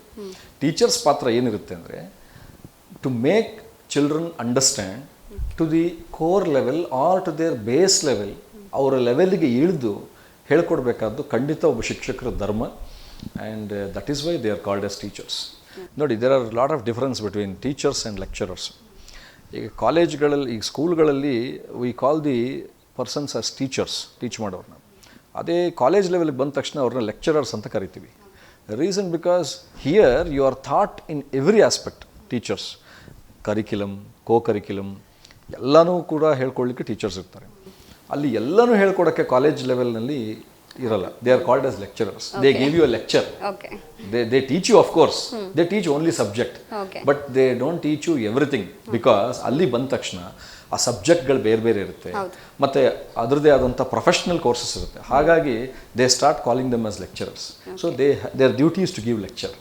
ಸೊ ಹಾಗಾಗಿ ಟೀಚರ್ಸ್ ಪಾತ್ರನೂ ಭಾಳ ಇರುತ್ತೆ. And moreover whichever the work or whichever the student, ಮತ್ತು ಸುಮಾರು ಜನ students they call students dull headed, no he cannot do it. No, ನಿಮ್ಮ ಮಾಧ್ಯಮದ ಮುಖಾಂತರ I request all the teachers, don't call anybody as dull headed, because that particular word is used only for mentally imbalanced children ಇದ್ದರೆ ಮಾತ್ರನೇ ಆ dull ಅನ್ನೋ word use ಮಾಡ್ತಾರೆ, as per doctors advice or scientific language.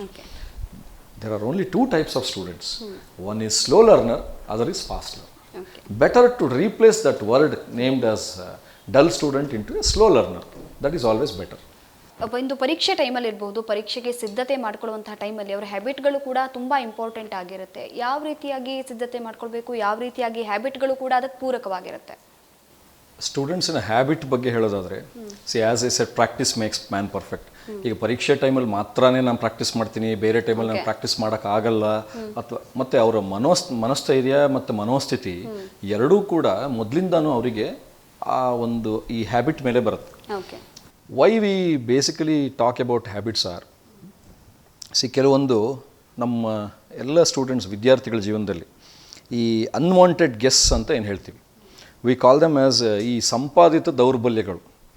ಅಂದರೆ every student or every individual will have his own weakness. ಆ students ಏನು ಮಾಡಬೇಕಾಗತ್ತೆ ಅಂತಂದರೆ ಅದನ್ನು 4-5 ರೀತಿ ನಾವು ಭಾಗ ಮಾಡ್ಬೋದು. ಆ 4-5 ರೀತಿ ಯಾವ ಥರ ಭಾಗ ಮಾಡ್ಬೋದು ಅಂದರೆ, ಒಂದು ಸ್ವಾಭಾವಿಕವಾಗಿ ಬರೋವಂಥ ದೌರ್ಬಲ್ಯಗಳು. ಸ್ವಾಭಾವಿಕವಾಗಿ ಏನು ಭಯ ಇರ್ಬೋದು, ಅಥವಾ ಪೇಯ್ನ್, ಭಯ ಮತ್ತು ನೋವು ಅದಿರಬಹುದು.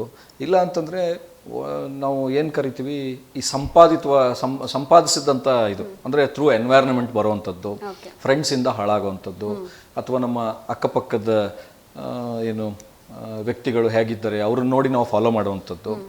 ಅದು ಏನಾಗುತ್ತೆ, ಸಂಪಾದಿಸ್ಕೊಂಡಂಥವು. ಈವನ್ ಅದಕ್ಕೆ ಸಿಟ್ಟು ಕೂಡ ಸೇರಿಕೊಳ್ಳುತ್ತೆ. ಮತ್ತು ಇನ್ನೊಂದಷ್ಟು ಯಾವ ಥರದ್ದು ಅಂತಂದರೆ ಈ ಆಕರ್ಷಣೆಗೆ ಒಳಗಾಗುವಂಥವು. ಅಂದರೆ ಸಡನ್ಲಿ ಈಗ ಯಾರೋ somebody one of his friend is doing something, ಅದಕ್ಕೊಂದಿಷ್ಟು ಆಕರ್ಷಣೆಗೆ ಒಳಪಡ್ತಾರೆ. ಸೊ ಅದಕ್ಕೆ ಆಕರ್ಷಣೆಗೆ ಒಳಪಡುವಂಥದ್ದು. ಅದರಲ್ಲಿ ಈವನ್ ಯಾರೋ ಇವಾಗ ನಾವು ಕಷ್ಟಪಟ್ಟು ಏನೋ ಒಂದು ಓದ್ತಾ ಇರ್ತೀವಿ, ಇನ್ನೊಬ್ಬ ಹುಡುಗ ಇಲ್ಲ ಅವನೇನು ಓದೋದಿಲ್ಲ ನೋಡು ಅವ್ರು ಆರಾಮಾಗಿದ್ದಾನೆ, ನಾನು ಯಾಕೆ ಆರಾಮಾಗಿರು, ಆ ಲೇಸಿನೆಸ್ಸು. ಮತ್ತು ಎಲ್ಲದಕ್ಕಿಂತ ಏನಾಗುತ್ತೆ ಈ outdatedness. Any student if he is not updated, he is definitely outdated. A student who is not updated is always outdated. ನೀವಾಗಲೇ ಈ ಶಿಕ್ಷಕರ ಬಗ್ಗೆನೂ ಕೇಳಿದ್ರಿ, ಶಿಕ್ಷಕರು ಕೂಡ they are all life long learners. So ಹಾಗಾಗಿ even teachers also should be perfectly updated, so that ಇವತ್ತಿನ ದಿವಸದ students they are very sharp in asking 100 types of questions. ಈಗೆಲ್ಲ ಗೂಗಲ್ ಯುಗ. ಸೊ ಮಕ್ಕಳು ಟೀಚರ್ಸ್ ಪಾಠ ಮಾಡಲಿಕ್ಕೆ ಮುಂಚೆನೇ ಎಲ್ಲವನ್ನೂ ಚೆಕ್ ಮಾಡಿ ಮುಗಿಸ್ಕೊಂಡು ನನ್ನ ಟೀಚರ್ ಹೇಗೆ ಪಾಠ ಮಾಡ್ತಾ ಇರ್ಬೋದು ಅಂತ ಅಸೆಸ್ ಮಾಡಲಿಕ್ಕೆ ಅರ್ಧ ಕ್ಲಾಸಲ್ಲಿ ಕೂತ್ಕೊಳ್ತಾರೆ. So teachers also should be updated. So likewise even students also they should be very much updated. So updations illa antandre I was talking about the outdatedness. ಇದೆಲ್ಲ ಅವರ ಹ್ಯಾಬಿಟ್ಸ್ ಮೇಲೆ ಹೋಗುತ್ತೆ. ನಾನು I would like to tell to students, ಈ habit ಅನ್ನೋದೇನಿದೆ it's very tricky word. ಈಗ HABIT ಏನು habit ಇದೆ ಅದರಲ್ಲಿ ನಾವು ಆ ವರ್ಡ್ ಹೆಚ್ ಅನ್ನೋದನ್ನು ತೆಗೆದ್ರೆ ಎ ಬಿಟ್ ರಿಮೈನ್ಸ್, ಅಂದರೆ ಸ್ವಲ್ಪ ಉಳ್ಕೊಳ್ಳುತ್ತೆ. ಆ ಎ ಬಿಟ್ ರಿಮೈನ್ಸ್ ಅಂತ ಏನಿದೆಯಲ್ಲ ಅದರಲ್ಲಿ ಆ ಏನು ಕೂಡ ಆ ಮಕ್ಕಳು ತೆಗೆದಾಕಿದ್ರು ಅಂತ ಇಟ್ಕೊಳ್ಳಿ, ಅದನ್ನು ತೆಗೀರಿ ಏನು ಕೂಡ. What remains madam? Bit remains. So ಸ್ವಲ್ಪ ಉಳ್ಕೊತು. ಆ ಬಿಟ್ ರಿಮೈನ್ಸಲ್ಲಿ ಬಿನೂ ಕೂಡ ತೆಗೀರಿ, it remains. So it remains always. So whether any student learning a good habit or bad habit, it always remains. So ಅವರ ಈ ಕಲಿಕಾ ಗುಣಗಳು ಅಥವಾ ಅವರ ಹ್ಯಾಬಿಟ್ಸ್ ಏನಿದೆಯಲ್ಲ ಅದನ್ನು ಅವ್ರು ಯಾವಾಗಲೂ ಕೂಡ ಅದೇ ಪ್ರಬುದ್ಧವಾಗೇ ಆ ಹ್ಯಾಬಿಟ್ಸನ್ನೆಲ್ಲ ಬೆಳೆಸ್ಕೊಂಡು ಬರಬೇಕು. ಮತ್ತು ಮಾನಸಿಕ ಸ್ಥಿತಿ ಯಾವಾಗಲೂ ಅವ್ರದ್ದು ಅದನ್ನು ಕಾಪಾಡ್ಕೊಂಡು ಬರಬೇಕಾದ್ದು ಸ್ಟೂಡೆಂಟ್ಸ್ದು ಕೂಡ ಒಂದು ಕರ್ತವ್ಯ. ಇದೆಲ್ಲದ್ರ ಮಧ್ಯೆ ಅದಕ್ಕೆ ಎನ್ವೈರ್ನ್ಮೆಂಟನ್ನು ಸೃಷ್ಟಿಸ್ಕೊಡೋ ಅಂಥದ್ದು ಕೂಡ ಮತ್ತು ಕ್ರಾಸ್ ಚೆಕ್ ಮಾಡೋದು ಕೂಡ ಪೋಷಕರದ್ದು ಮೇಜರ್ ಕರ್ತವ್ಯ. ಅದರಲ್ಲೂ ಯಾರಾದರೂ ಸ್ಟೂಡೆಂಟ್ಸು ಮೊಬೈಲ್ ಹಿಡ್ಕೊಂಡು 10 ನಿಮಿಷ ನಾನು ಏನೋ ಮಾಡ್ತಾ ಇದ್ದೀನಿ. ಈಗಂತೂ ಯಾವ ಸ್ಟೂಡೆಂಟ್ಸನ್ನು ಕೇಳಿದ್ರು ಮೊಬೈಲ್ ಹಿಡ್ಕೋಬೇಡ ಅಂತ ಮುಂಚೆ ಬೈಯೋರು, ಈಗ ಮೊಬೈಲೇ ಹಿಡ್ಕೋಬೇಕಾಗಿದೆ, ಯಾಕಂದರೆ ಆನ್ಲೈನ್ ಕ್ಲಾಸಸ್ ನಡೀತಿದೆ. ಆನ್ಲೈನ್ ಕ್ಲಾಸ್ ನೋಡ್ತಾ ಇದ್ದೀನಿ ಅಂತಂದಾಗ ಯಾವುದು ಆನ್ಲೈನ್ ಕ್ಲಾಸಸ್ ಅಂತ ಹೇಳಿ ಪೇರೆಂಟ್ಸ್ ಕೂಡ ಅದ್ರ ಜೊತೆ ಒಂಚೂರು ಇನ್ವಾಲ್ವ್ ಆದರೆ ಒಳ್ಳೆಯದು. ಸೊ ದಟ್ ಸರಿ ಇರುವಂಥ ಮಕ್ಕಳು ಕೂಡ ಈ ಆನ್ಲೈನ್ ಕ್ಲಾಸಸ್ ಮುಖಾಂತರ ದಾರಿ ತಪ್ಪುವಂಥ ಸಂಭವಗಳು ಜಾಸ್ತಿ.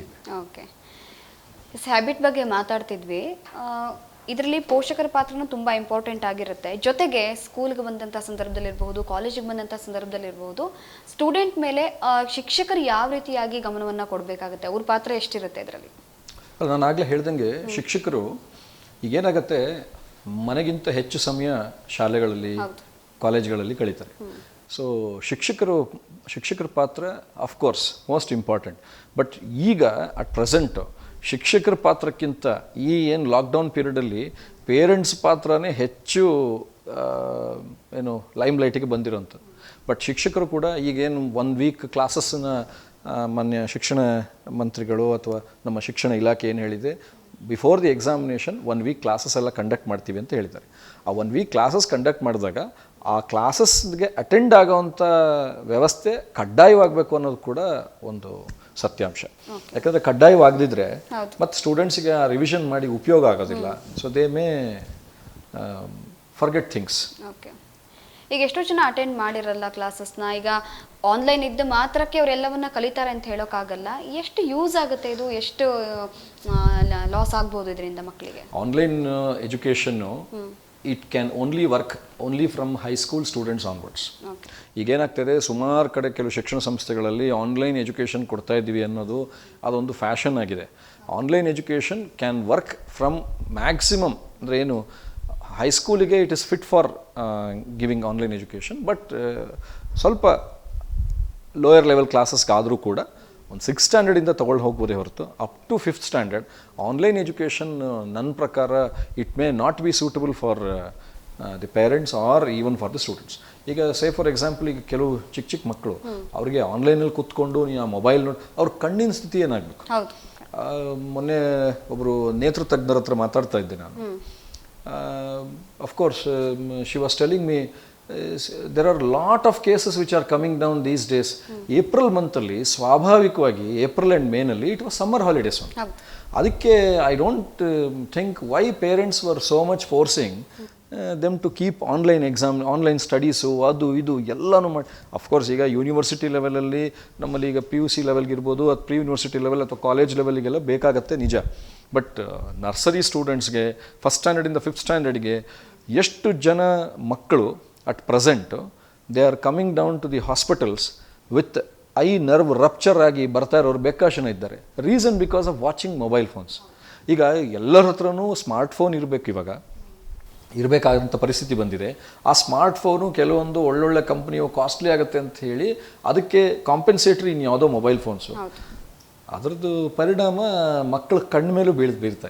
ಸೊ ಹಾಗಾಗಿ online education and moreover the art of teaching using a black or green board with a chalk and a teacher standing in the classroom in front of the students is totally different then any kind of this online.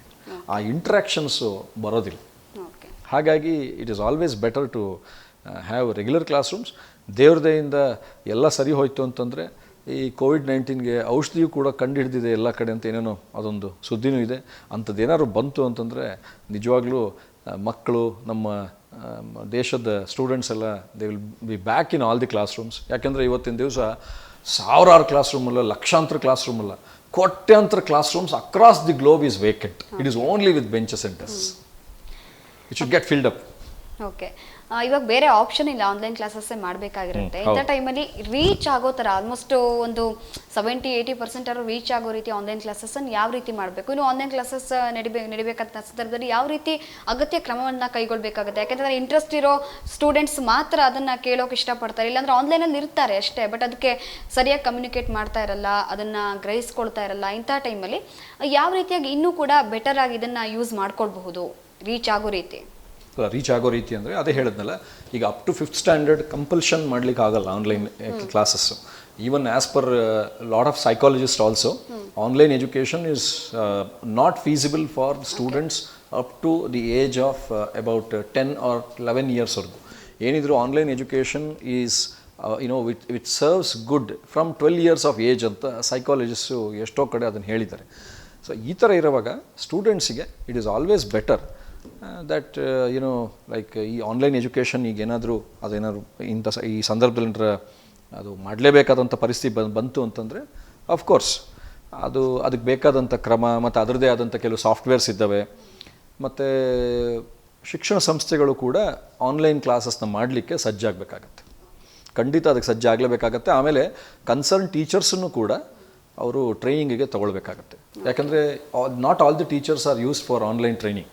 So online training ಯಾವ ರೀತಿ ಕೊಡಬೇಕಂತ ಹೇಳಿ ಅದಕ್ಕೂ ಕೂಡ ಶಿಕ್ಷಣ ಸಂಸ್ಥೆ management ಇರ್ಬೋದು ಅಥವಾ ಯಾವ ಸಾಫ್ಟ್ವೇರ್ನ ಯೂಸ್ ಮಾಡ್ತೀವಿ ಆ ಸಾಫ್ಟ್ವೇರ್ ಕಂಪ್ನೀಸ್ ಅವರು they need to give explanations and training to all those teachers so that online becomes more effective to students.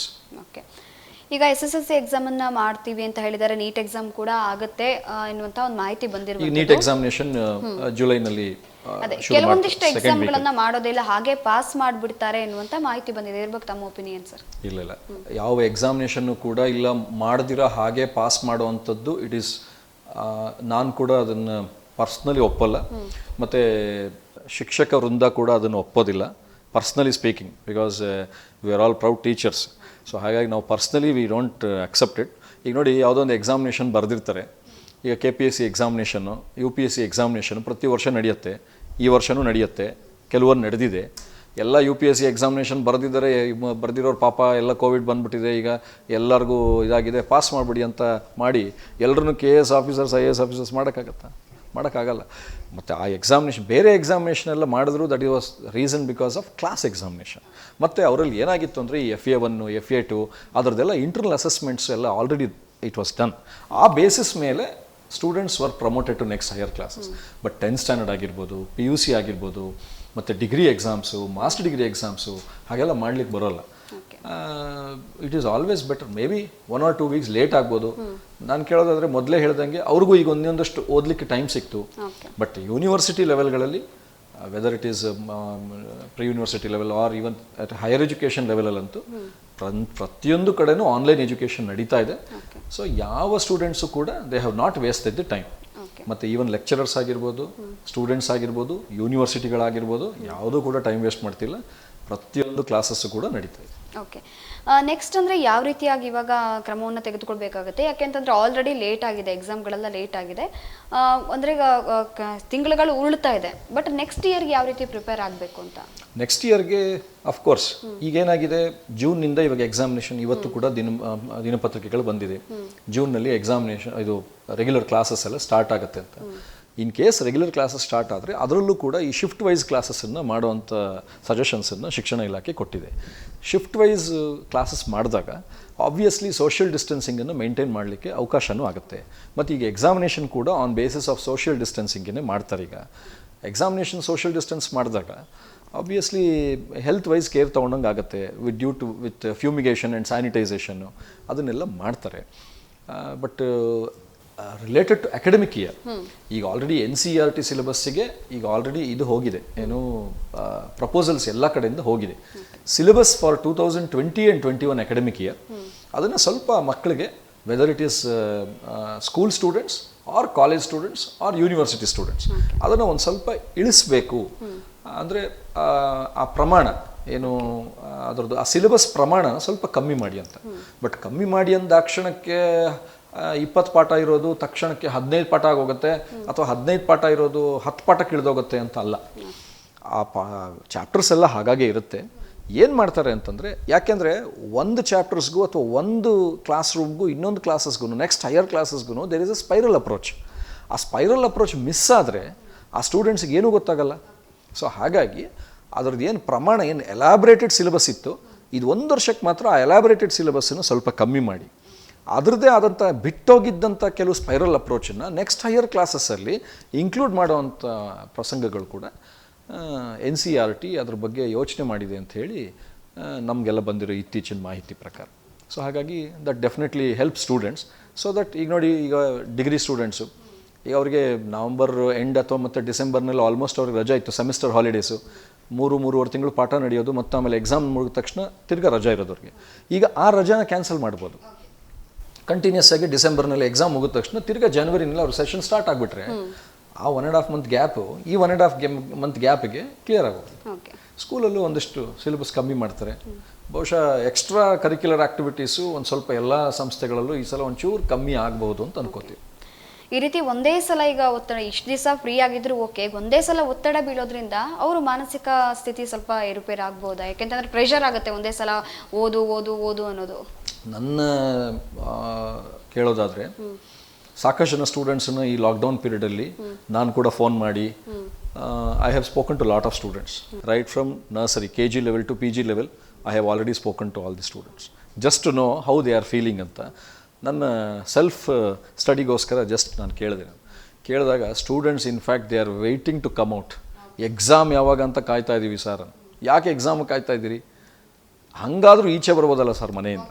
So students are waiting in fact. So I don't think it is not a stress. But ಏನಂದರೆ once their exams are all over they may have to be active in this academic year. ಯಾಕೆಂದರೆ ಈ academic year of 2020-21 0 year ಆಗಬಾರ್ದು ಅಂತ ಹೇಳಿ ಶಿಕ್ಷಣ ಇಲಾಖೆ ತುಂಬ ಶ್ರಮ ತಗೋತಾ ಇದೆ. So hopes everything goes well, but it should happen in a proper way. Okay, ಈಗ ಸಬ್ಜೆಕ್ಟ್ಗಳ ವಿಷಯಕ್ಕೆ ಬಂದರೆ ಟೈಮ್ ಕಡಿಮೆ ಇರೋದಕ್ಕೆ ಮೇನ್ ಯಾವ್ಯಾವ್ದು ಇಂಪಾರ್ಟೆಂಟು ಆ ರೀತಿಯಾಗಿ ಆಯ್ಕೆ ಮಾಡಿಕೊಂಡು ಟೀಚ್ ಮಾಡ್ತಾ ಹೋಗ್ತಾರಾ, ಯಾವ ರೀತಿಯಾಗಿ ಅಂತ? First importance is given for core subjects. Okay, core ಸಬ್ಜೆಕ್ಟಿನ ಇಂಪಾರ್ಟೆನ್ಸ್ನ ಫಸ್ಟ್ ತಗೊಳ್ತಾರೆ. ನಂತರ ಆಲ್ ಅದರ್ ಆ್ಯಕ್ಟಿವಿಟೀಸ್, ಈ moral values, moral science classes ಅವಂಥವೆಲ್ಲ ಇದ್ದರೆ, ಅಥವಾ ಸೋಷಲಿ ಯೂಸ್ಫುಲ್ ಪ್ರೊಡಕ್ಟಿವ್ ವರ್ಕ್ಸು ಅಂಥವೆಲ್ಲ ಆಮೇಲೆ ತಗೊಳ್ತಾರೆ. ಬಟ್ ಈ important main core subjects science ಇರ್ಬೋದು, ವಿಜ್ಞಾನ, ಗಣಿತ, ಮ್ಯಾಥಮೆಟಿಕ್ಸ್, ಸಮಾಜ ವಿಜ್ಞಾನ, ಆಲ್ ದೀಸ್ ಪ್ರೋಗ್ರಾಮ್ಸ್ ಡೆಫಿನೆಟ್ಲಿ ಅದು ಕೋರ್ ಸಬ್ಜೆಕ್ಟ್ಸ್ ಆದ್ದರಿಂದ ಅದಕ್ಕೆ ರಿಲೇಟೆಡ್ ಪೋರ್ಷನ್ಸನ್ನು ಮಾಡಲೇಬೇಕಾಗುತ್ತೆ. ಬಟ್ ಈವನ್ ಏನೇ ಆನ್ಲೈನ್ ಕ್ಲಾಸಸ್ ಎಲ್ಲ ಮಾಡಿದ್ರೂ ಕೂಡ ಲಾಸ್ಟಲ್ಲಿ when it comes to the practical classes, ಈಗ 10th ಸ್ಟ್ಯಾಂಡರ್ಡ್ವರೆಗೂ ಪ್ರಾಕ್ಟಿಕಲ್ ಕ್ಲಾಸಸ್ಗೆ ಅದಕ್ಕೆ ಅದರದೇ ಆದಂಥ ಮಾರ್ಕ್ಸು, ಒತ್ತಡ ಅವೆಲ್ಲ ಯಾವುದೂ ಇಲ್ಲ. Because they right the paper for 100 marks, that is fine. But when it comes to the students of science and even commerce with computer science in their PUC, ಅಲ್ಲಿ ಏನಾಗುತ್ತೆ ಅವರಿಗೆ practical carries almost 30 marks. So practicals ಮಾಡಲಿಕ್ಕೆ ಅವರು ಕಾಲೇಜಿಗೆ ಬರಲೇಬೇಕು. So ಹಾಗಾಗಿ ಈಗ most of the colleges, ಅದರಲ್ಲೂ ನಮ್ಮ ಕಾಲೇಜಲ್ಲಿ ನಾವು ಏನು ಮಾಡ್ತಾ ಇದ್ದೀವಿ ಅಂದರೆ ಆನ್ಲೈನ್ ಕ್ಲಾಸಸ್ಸಲ್ಲಿ ಮಾಡೋ ಅಂಥದ್ದು ಥಿಯರಿ ಪೋರ್ಷನ್ಸ್ ಏನಿದೆ ಅದ್ರ ಪಡೆಗೆ ಅದು ಆಲ್ರೆಡಿ ನಡೀತಾ ಹೋಗ್ತಾ ಇದೆ. ಸೊ ಪ್ರಾಕ್ಟಿಕಲ್ಸ್ ಏನು ಮಾಡ್ತೀವಿ when lockdown is over, even if the lockdown is over by ಏನು ಈಗ ನಾವು ಪ್ರಾಕ್ಟಿಕಲ್ ಕ್ಲಾಸಸ್ಸನ್ನು ಆಗಸ್ಟ್ ಮಂತಿಂದ ಸ್ಟಾರ್ಟ್ ಮಾಡಿದ್ರು ಕೂಡ almost about 3 to 4 months is more than enough to complete the practical portions. ಈ ಕೆಲವೊಂದಿಷ್ಟು ಜನ ವಿದ್ಯಾರ್ಥಿಗಳು ಏನು ಹೇಳ್ತಿದ್ದಾರೆ ಅಂತಂದರೆ ಆನ್ಲೈನ್ ಕ್ಲಾಸಸ್ ತಗೊಳ್ತಾ ಇರುವಾಗೇನೆ ಆನ್ಲೈನ್ ಎಕ್ಸಾಮ್ಗಳನ್ನು ಮಾಡಿಬಿಡ್ಲಿ ಅಂತ ಅಭಿಪ್ರಾಯ ಹೇಳ್ತಿದ್ದಾರೆ ಅವರು. ಖಂಡಿತ ಮೊನ್ನೆ even Bengaluru university vice chancellor ಕೂಡ ಅದನ್ನೇ ಹೇಳ್ತಾ ಇದ್ದಾರೆ. ಎಷ್ಟೋ ರಾಷ್ಟ್ರಗಳಲ್ಲಿ ಆನ್ಲೈನ್ ಎಕ್ಸಾಮಿನೇಷನ್ಸ್ ನಡೀತಿದೆ ಅಂತ. ಆನ್ಲೈನ್ ಎಕ್ಸಾಮಿನೇಷನ್ಸ್ಗೆ ಒತ್ತು ಕೊಡೋದ್ರಲ್ಲಿ ನನ್ನ ಪ್ರಕಾರ ಅದು ಸರಿ ಇದೆ. ಯಾಕೆಂದರೆ ಮುಂದಕ್ಕೆಲ್ಲ ಆನ್ಲೈನ್ ಎಕ್ಸಾಮಿನೇಷನ್ ಬಂದರೆ ಭಾಳ ಒಳ್ಳೆಯದು. ಆ್ಯಂಡ್ ಮೋರ್ ಓವರ್ ಸ್ಟೂಡೆಂಟ್ಸ್ಗೂ ಕೂಡ ಆ ಟ್ರಾನ್ಸ್ಪರೆನ್ಸಿ ಮತ್ತು ವ್ಯಾಲ್ಯೂಯೇಷನ್ ಇರ್ಬೋದು. ಈಗ ಆಲ್ರೆಡಿ ಆನ್ಲೈನ್ ವ್ಯಾಲ್ಯೂಯೇಷನ್ಸ್ ಎಲ್ಲ ಶುರು ಮಾಡಿದ್ದಾರೆ, ಸಾಕಷ್ಟು ಯೂನಿವರ್ಸಿಟಿಗಳಲ್ಲಿ ಅದನ್ನು ಶುರು ಮಾಡಿದ್ದಾರೆ. ಆನ್ಲೈನ್ ಎಕ್ಸಾಮ್ಸನ್ನು ಮಾಡಿದ್ರೆ I think again to say we are all getting updated better. But again ಏನೇ ಆನ್ಲೈನ್ ಎಕ್ಸಾಮಿನೇಷನ್ಸ್ ಮಾಡಲಿ, ಆನ್ಲೈನ್ ವ್ಯಾಲ್ಯೂಯೇಷನ್ ಮಾಡಲಿ, ಬಟ್ ಪರ್ಸ್ನಲಿ ಐ ಫೀಲ್ ಈ online education to teach students, yes, it should be one-to-one interaction. Okay. One-to-one interaction is always better, whatever the types of online. ಈ online for competitive exams ಅದಕ್ಕೆಲ್ಲ online ಮಾಡಲಿ. But core ಸಬ್ಜೆಕ್ಟ್ಸನ್ನು ಕಲಿಯುವಾಗ ಒಬ್ಬ ಶಿಕ್ಷಕರ ಮುಂದೆ, black board ಮುಂದೆ ಕಲಿಯೋ ವಿದ್ಯಾರ್ಥಿ ಯಾವತ್ತಿದ್ರೂ ಅವನು he will never forget it. So that experience is totally different. Okay, ಇವಾಗ ಸದ್ಯಕ್ಕೆ ನಾವು ಸದ್ಯಸ್ಥಿತಿ ನೋಡ್ತಾ ಇದ್ರೆ ಕೆಲವೊಂದಿಷ್ಟು ಹಂತವಾಗಿ ಲಾಕ್ಡೌನನ್ನು ಸಡಿಲಿಕೆ ಮಾಡ್ತಿದ್ದಾರೆ. ಎಕ್ಸಾಮ್ಗಳು ಕೂಡ ನಡಿಬೇಕು ಅಂತ ಹೇಳ್ತಿದ್ದಾರೆ. ಎಲ್ಲೋ ಒಂದು ಕಡೆ ಒಂದು ವರ್ಷದ ಈ ನೆಕ್ಸ್ಟ್ ಇಯರ್ದು ಎಕ್ಸಾಮ್ಗಳಿರ್ಬೋದು, ನೆಕ್ಸ್ಟ್ ಇಯರ್ ಸಿಲೆಬಸ್ ಇರಬಹುದು, ಇನ್ನೂ ಒಂದು ವರ್ಷ ಮುಂದಕ್ಕೆ ಹೋಗುತ್ತೆ, ವಿದ್ಯಾರ್ಥಿಗಳದ್ದು ಒಂದು ವರ್ಷದ ಭವಿಷ್ಯ ಹಾಳಾಗ್ತಿದೆ ಅನ್ನುವಂಥ ಮಾತನ್ನು ಹೇಳ್ತಿದ್ದಾರೆ. ಇಲ್ಲ, ಹಾಳಾಗಲ್ಲ. ಏನಾಗ್ತಿದೆ, ಶಿಕ್ಷಣ ಸಂಸ್ಥೆಗಳು ಕೂಡ ಮಾನ್ಯ ಶಿಕ್ಷಣ ಇಲಾಖೆ ಜೊತೆಗೆ ಕೈ ಜೋಡಿಸಿ ಎಲ್ಲ ರೀತಿಯ ಸಿದ್ಧತೆ, ಮತ್ತು ಶಿಕ್ಷಣ ಇಲಾಖೆ ಕೂಡ ಎಲ್ಲ ಪೂರ್ವ ಸಿದ್ಧತೆಯೂ ಮಾಡ್ಕೊಳ್ತಾ ಬರ್ತಾ ಇದೆ. ಸೊ ಶಿಕ್ಷಣ ಸಂಸ್ಥೆಗಳು ಕೂಡ ಅದಕ್ಕೆ ಕೋಆಪ್ರೇಷನ್ ಕೊಡ್ತಾ ಇದ್ದಾವೆ. ಸೊ ಅಂದರೆ it doesn't mean that it will never be called as 0 year. ಅದೇನು ಆಗೋದಿಲ್ಲ, ಮಕ್ಕಳಿಗೇನು ತೊಂದರೆ ಆಗೋದಿಲ್ಲ. ಯಾರಿಗೆ ಹೆಚ್ಚಿನ ಕೆಲಸ ಅಂದರೆ ಶಿಕ್ಷಣ ಇಲಾಖೆಗೆ ಮತ್ತು ಶಿಕ್ಷಣ ಸಂಸ್ಥೆಗೆ ಮತ್ತು ಟೀಚರ್ಸ್ಗೆ ಹೆಚ್ಚಿನ ಕೆಲಸ ಆಗುತ್ತೆ ಹೊರತು. ಬಟ್ ಸ್ಟೂಡೆಂಟ್ಸ್ಗೆ yes, students are always same. Wherever you go, students are always same. Okay. ಈಗ ಎಕ್ಸಾಮ್ ಬರೆದ ನಂತರದಲ್ಲಿ ಅವ್ರ ಮನಸ್ಥಿತಿ ಯಾವ ರೀತಿ ಆಗಿರಬೇಕು? ಎಷ್ಟೋ ಮಂದಿ ಅನ್ಕೊಳ್ತಿರ್ತಾರೆ, ಎಕ್ಸಾಮ್ ಬರೆದಿದ್ದೀನಿ, ತುಂಬ ಚೆನ್ನಾಗಿ ಮಾರ್ಕ್ಸ್ ಬರುತ್ತೆ ಅಂತ ಅನ್ಕೊಳ್ತಾರೆ. ಇನ್ನು ಕೆಲವೊಂದಿಷ್ಟು ಮಂದಿ ಬರೆದಿದ್ದೀನಿ, ಪಾಸ್ ಆಗ್ತೀನಿ, ಕೆಲವೊಂದಿಷ್ಟು ಜನ ಇಲ್ಲ ನಾನು ಫೇಲೇ ಆಗಿಬಿಡ್ತೀನಿ, ಈ ರೀತಿ ಮನಸ್ಥಿತಿಗಳಿರುತ್ತೆ. ಇಂಥ ಸಂದರ್ಭದಲ್ಲಿ ಯಾವ ರೀತಿ ಅವರು ಆತ್ಮಸ್ಥೈರ್ಯ ತುಂಬಿಕೊಳ್ಬೇಕು, ಯಾವ ರೀತಿಯಾಗಿರಬೇಕು, ಅವರು ಮನಸ್ಸು ಯಾವ ರೀತಿಯಾಗಿರಬೇಕು ಈ ಟೈಮಲ್ಲಿ ಅಂತ? ಅಲ್ಲ, they should be confident in whatever they are writing. ಮತ್ತು ಆಗಲೇ ಹೇಳಿದ್ನಲ್ಲ ನಾನು, ಅಕಸ್ಮಾತ್ ಫೇಲ್ ಆಗೋ ಹಾಗೆ ಬರೆದಿದ್ರು never mind. See, examination is only something like, it is a checkpoint ashte. It's a milestone. Yes, that is what I told starting. See, what we can tell andre, there is a saying in Sanskrit, na choraharyam, na rajaharyam, na bhratrubhajyam, na cha bharakari, vyaye kardate eva nityam, vidyadanam sarvadanam pradhanam. Knowledge is power. ಮತ್ತು students ಮೊದಲಿಂದನೂ ಯಾರು ಆ ಥರ ಮನಸ್ಥಿತಿಗೆ ಹೋಗಲ್ಲ ಅಂತಂದರೆ, students who are humble towards their studies, students who are humble towards their teachers. Because humbleness is the eligibility for knowledge. Knowledge ಅನ್ನೋದು ಸುಮ್ಮನೆ ಬರೋದಿಲ್ಲ, ವಿದ್ಯೆ ಅನ್ನೋದು. ಆ ಹಂಬಲ್ನೆಸ್ಸು ಕಲಿಬೇಕು, ವಿದ್ಯಾ ವಿನಯ ಸಂಪನ್ನೆ, ಅದನ್ನು ಕಲಿಯುವಂಥ ಮನೋಭಾವ, ಮತ್ತು ನಾನು ಕಲ್ತ ಮೇಲೆ ನನ್ನ ಬಿಹೇವಿಯರ್ ಹೇಗಿರಬೇಕು, ಆಗಲೇ ನಾನು ಹೇಳ್ದಂಗೆ ಹ್ಯಾಬಿಟ್ಸ್ ಹೇಗೆ ಇಟ್ಕೊಂಡಿರ್ಬೇಕು ಅವರು, ಅದ್ರ ಬೇಸ್ ಮೇಲೆ definitely only such kind of students can have self confidence. ಆಗಲೇ ನ ಚೋರಹರ್ಯಂ ಅಂದರೆ ಯಾರು ಒಬ್ಬ ಕಳ್ಳನೂ ಕೂಡ ಅದನ್ನು ಕದಿಲಿಕ್ಕೆ ಆಗದೇ ಇರೋವಂಥದ್ದು ಯಾವುದು ವಿದ್ಯೆ. ನ ಚೋರಹರ್ಯಂ ನ ರಾಜಹರ್ಯಂ, that cannot be stolen away by any of the kings. ಯಾವ ರಾಜನೂ ಅದನ್ನು ಕದ್ದೊಯ್ಲಿಕ್ಕಾಗೋ ಕಿತ್ಕೊಳ್ಳೋಕ್ಕಾಗಲ್ಲ, ಯಾವ ಕಳ್ಳ ಕದಿಯೋಕ್ಕಾಗೋದಿಲ್ಲ. ನ ರಾಜಹರ್ಯಂ ನ ಭ್ರಾತೃಭಜ್ಯಂ, ನಿಮ್ಮ ಏನು ಅಣ್ಣ ತಮ್ಮಂದಿರಲ್ಲಿ ಅದನ್ನು ಡಿವೈಡ್ ಮಾಡಲಿಕ್ಕಾಗಲ್ಲ. ನಚ ಭಾರಕರಿ, ಅದು it is not heavy to carry. ನಾಲೆಜ್ಗೆ it doesn't require any visa or passport to take to any other place.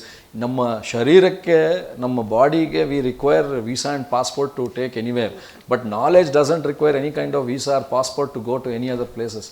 So ಹಾಗಾಗಿ ವ್ಯಯೇ ಕರ್ದತೆ ಏವ ನಿತ್ಯಂ ಅಂದರೆ ನಾವು ಎಷ್ಟು ವಿದ್ಯೆಯನ್ನು ಖರ್ಚು ಮಾಡ್ತೀವಿ ಅಷ್ಟು ಹೆಚ್ಚು, ಯಾವುದನ್ನು ಖರ್ಚು ಮಾಡಿ ಅದು ಹೆಚ್ಚತ್ತೆ ಅಂತಂದರೆ ಅದು ವಿದ್ಯೆ ಒಂದೇ. ಸೊ ನಾಲೆಜ್ ಬಗ್ಗೆ students they should start developing ಆ ಆಸ್ಪಿರೇಷನ್ಸು. ಆ ಆಸ್ಪಿರೇಷನ್ ತೊಗೊಳಕ್ಕೆ ಅವರಲ್ಲಿ ಆ ಪರ್ಸ್ಪಿರೇಷನ್ ಮೂಡಬೇಕು. ಇದೆಲ್ಲದಕ್ಕೂ ಮೂಲ ಕಾನ್ಸಂಟ್ರೇಷನ್. ಸೊ ಅದಿದ್ದರೆ ತಾನಾಗೆ ಬರುತ್ತೆ, ಭಯಪಡೋ ಅವಶ್ಯಕತೆ ಏನಿಲ್ಲ. Students need not think, 10th standard examination ನಾನು ಮಾಡಲಿಲ್ಲ ಅಂತಂದರೆ ಮುಗಿದೇ ಹೋಯಿತು, ನನ್ನ ಲೈಫೇ ಮುಗೀತು, ಅಥವಾ PUCಯಲ್ಲಿ ನಾನು ಉತ್ತೀರ್ಣ ಆಗಿಲ್ಲ ಅಂದರೆ ನನ್ನ ಲೈಫೇ ಮುಗಿದೋಯ್ತು. Failure is again depending upon, ಅಲ್ಲಿ ಯಾರೇನು ಬೇಕಂತ ಏನು ಮಾಡೋದಿಲ್ಲ. The way whatever you have return, ನೀವು ಏನು ಬರೆದಿದ್ದೀರಿ ಅದಕ್ಕೆ ಖಂಡಿತ ಮಾರ್ಕ್ಸ್ ಬರುತ್ತೆ. ಅಕಸ್ಮಾತ್ ನಾವು ಮಾರ್ಕ್ಸ್ ಬರೆದಿದ್ದೀವಿ, ಬರೆದಿರೋದು ಮಾರ್ಕ್ಸ್ ಬಂದಿಲ್ಲ ಅಂತಂದರೆ ಆಲ್ವೇಸ್ ದೇರ್ ಆರ್ ಶಿಕ್ಷಣ ಇಲಾಖೆಗಳಿದೆ, ಅದಕ್ಕೆ ರಿವ್ಯಾಲ್ಯೂಷನ್ಸು, ರೀಕರೆಕ್ಷನ್ಸು, ರೀಟೋಟ್ಲಿಂಗು ಆ ಪೇಪರ್ಸ್ಗೆ ಅಪ್ಲೈ ಮಾಡಿದ್ರೆ ಆಟೋಮೆಟಿಕಲಿ ಸಿಕ್ಕತ್ತೆ. ಸೊ ಹಾಗೆ ಭಯಪಡೋ ಅವಶ್ಯಕತೆ ಏನಿಲ್ಲ. ಇವಾಗ 10th ಎಕ್ಸಾಮು ಇನ್ನೇನು ಆಗಬೇಕು, ಮುಗಿದ್ಮೇಲೆ ಆಮೇಲೆ ರಿಸಲ್ಟ್ ಬರಬೇಕು ಎಲ್ಲ ಆಗುತ್ತೆ. ಜೊತೆಗೆ ಏನು PU ಎಕ್ಸಾಮ್ ಕೂಡ ಒಂದು ಬಾಕಿ ಇರುವಂಥದ್ದು. ಇದಾದಮೇಲೆ ಹೈಯರ್ ಎಜುಕೇಷನಿಗೆ ಹೋಗಲೇಬೇಕು. SSLC ಮುಗಿಸಿದವರು ನೆಕ್ಸ್ಟ್ ಕಾಲೇಜ್ಗೆ ಎಂಟ್ರಿ ಆಗಬೇಕು, PU ಕಾಲೇಜ್ಗೆ ನೆಕ್ಸ್ಟ್ ಡಿಗ್ರಿಗೆ ಹೋಗಬೇಕಾಗುತ್ತೆ PU ಮುಗಿಸಿದವರು. ಇಂಥ ಸಂದರ್ಭದಲ್ಲಿ ಏನಾಗುತ್ತೆ ಅಂದರೆ ಸಡನ್ನಾಗೆಲ್ಲ ಈಗ ಕೋವಿಡ್ ಇರೋದಕ್ಕೆ ಎಲ್ಲ ಬೇಗ ಮುಗಿಸ್ಬೇಕು ಅನ್ನೋ ಆ ಥರದಲ್ಲಿ ಮಕ್ಕಳಿಗೆಲ್ಲೋ ಒಂದು ಕಡೆ ಅವರು ಡಿಸಿಷನ್ ತೊಗೊಳಕ್ಕೆ ಇದಾಗತ್ತಾ ಅಂತ, ತೊಂದರೆ ಆಗುತ್ತಾ ಅಂತ. ಯಾಕೆಂತಂದರೆ ಸಡನ್ ಆಗಿ ಎಲ್ಲವೂ ಆಗ್ತಾ ಇದ್ರೆ. ಇಲ್ಲ, ಮುಂಚೆನೂ ಏನು ಅವರಿಗೆ ತುಂಬ ಹೆಚ್ಚಿನ ಸಮಯಗಳೆಲ್ಲ ಏನು ಸಿಗ್ತಾ ಇರಲಿಲ್ಲ.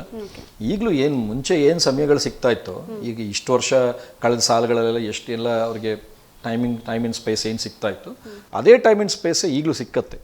ಈಗ ಅವ್ರಿಗೆ ಜೂನಲ್ಲಿ ಎಕ್ಸಾಮಿನೇಷನ್ ಆಯಿತು ಅಂತಂದರೆ ಅಗೇನ್ ಜುಲೈನಲ್ಲಿ they will be waiting for the results. ಜುಲೈನಲ್ಲಿ ರಿಸಲ್ಟ್ ಬಂದ ತಕ್ಷಣ ಇಮ್ಮಿಡಿಯೇಟಾಗಿ ಯಾವ್ಯಾವ ಕಾಲೇಜ್ಗಳಿಗೆ ಬೇಕೋ ಆ ಕಾಲೇಜ್ಗಳಿಗೆಲ್ಲ ಹೋಗಿ they will go and join. Process ಸ್ವಲ್ಪ ಫಾಸ್ಟ್ ಮಾಡ್ತಾರೆ ಇವಾಗ. ಮತ್ತು ಶಿಕ್ಷಣ ಸಂಸ್ಥೆನೂ ಕೂಡ ಇವಾಗ ಪ್ರಾಬಬ್ಲಿ ಅಲಾಟ್ಮೆಂಟ್ ಆಫ್ ಸೀಟ್ಸ್ ಇರ್ಬೋದು, ಅದ್ರ ಬಗ್ಗೆನೂ ಅವರು ಒಂಚೂರು ಗಮನ ತೊಗೋಬೇಕು. ಮತ್ತು ನನ್ನ ಐಡಿಯಾ ಏನಪ್ಪ ಅಂತಂದರೆ, ಶಿಕ್ಷಣ ಸಂಸ್ಥೆ ಬಹುಶಃ ಇದೊಂದು ಕನ್ಸಿಡ್ರೇಷನ್ ಮಾಡ್ಕೋಬೋದು. ಏನಂದರೆ ಈ ಸರ್ತಿ ಸ್ವಲ್ಪ ಸ್ಟೂಡೆಂಟ್ಸು ಕಾಲೇಜ್ಗಳಿಗೆ ತುಂಬ ದೂರ ಮೆಟ್ರೋದಲ್ಲಿ ಹೋಗಿ ಬರೋವಂಥದ್ದು ಅಥವಾ ಬಸ್ನೆಲ್ಲ ತುಂಬ ದೂರ ಹೋಗಿ ಬರೋವಂಥ ಸಂದರ್ಭ ಬದಲು ಮನೆಗೆ ಹತ್ತಿರ ಇರುವಂಥ ಶಿಕ್ಷಣ ಸಂಸ್ಥೆಗಳಿಗೆ ಸೇರಿಸೋ ಮನಸ್ಥಿತಿ ಮಕ್ಕಳಿಗೆ ಪೇರೆಂಟ್ಸ್ಗೆ ಬರಬಹುದು. So that is one change that everybody can observe. Okay, exam ನಡೆಯುತ್ತೆ ಅಂತ ಹೇಳ್ತಿದ್ದಾರೆ. ಎಕ್ಸಾಮ್ ನಡೆಯುತ್ತೆ, ತದನಂತರ ಕ್ಲಾಸ್ಗಳು ಕೂಡ ಸ್ಟಾರ್ಟ್ ಆಗಲೇಬೇಕು. ಆದರೆ ಕೋವಿಡ್ ಸದ್ಯಕ್ಕೇನು ಸಂಪೂರ್ಣವಾಗಿ ಹೋಗಿಲ್ಲ. ಹೌದು.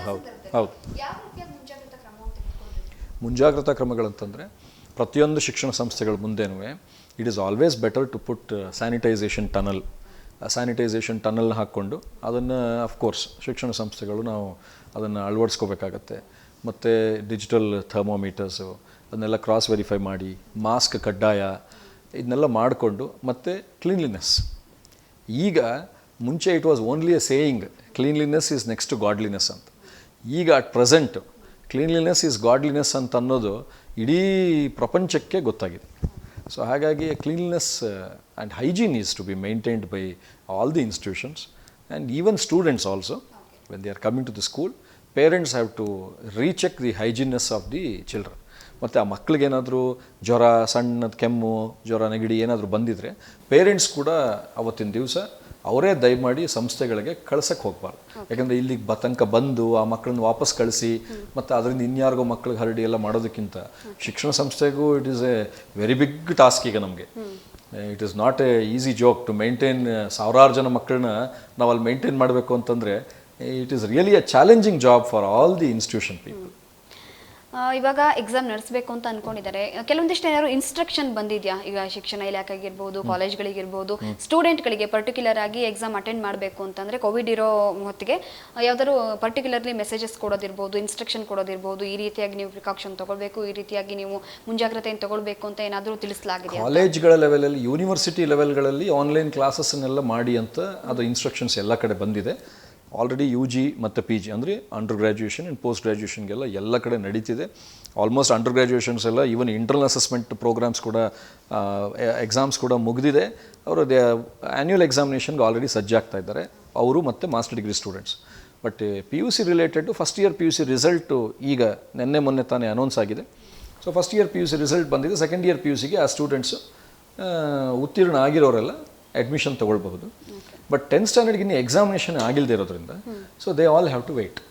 ಓಕೆ, ಇವಾಗ ಎಕ್ಸಾಮ್ ನಡೆಯುವಂತಹ ಒಂದು ಸೆಂಟರ್ಗಳಲ್ಲಿ, ಕಾಲೇಜ್ಗಳಲ್ಲಿ ಯಾವ ರೀತಿಯಾಗಿ ಮುಂಜಾಗ್ರತೆಯನ್ನು ತಗೊಳ್ತಿದ್ದಾರೆ? ಯಾಕಂತಂದರೆ ಇನ್ನೇನು ಒಂದು ತಿಂಗಳಲ್ಲಿ ಎಕ್ಸಾಮ್ ಹತ್ತಿರ ಆಗ್ತಿದೆ.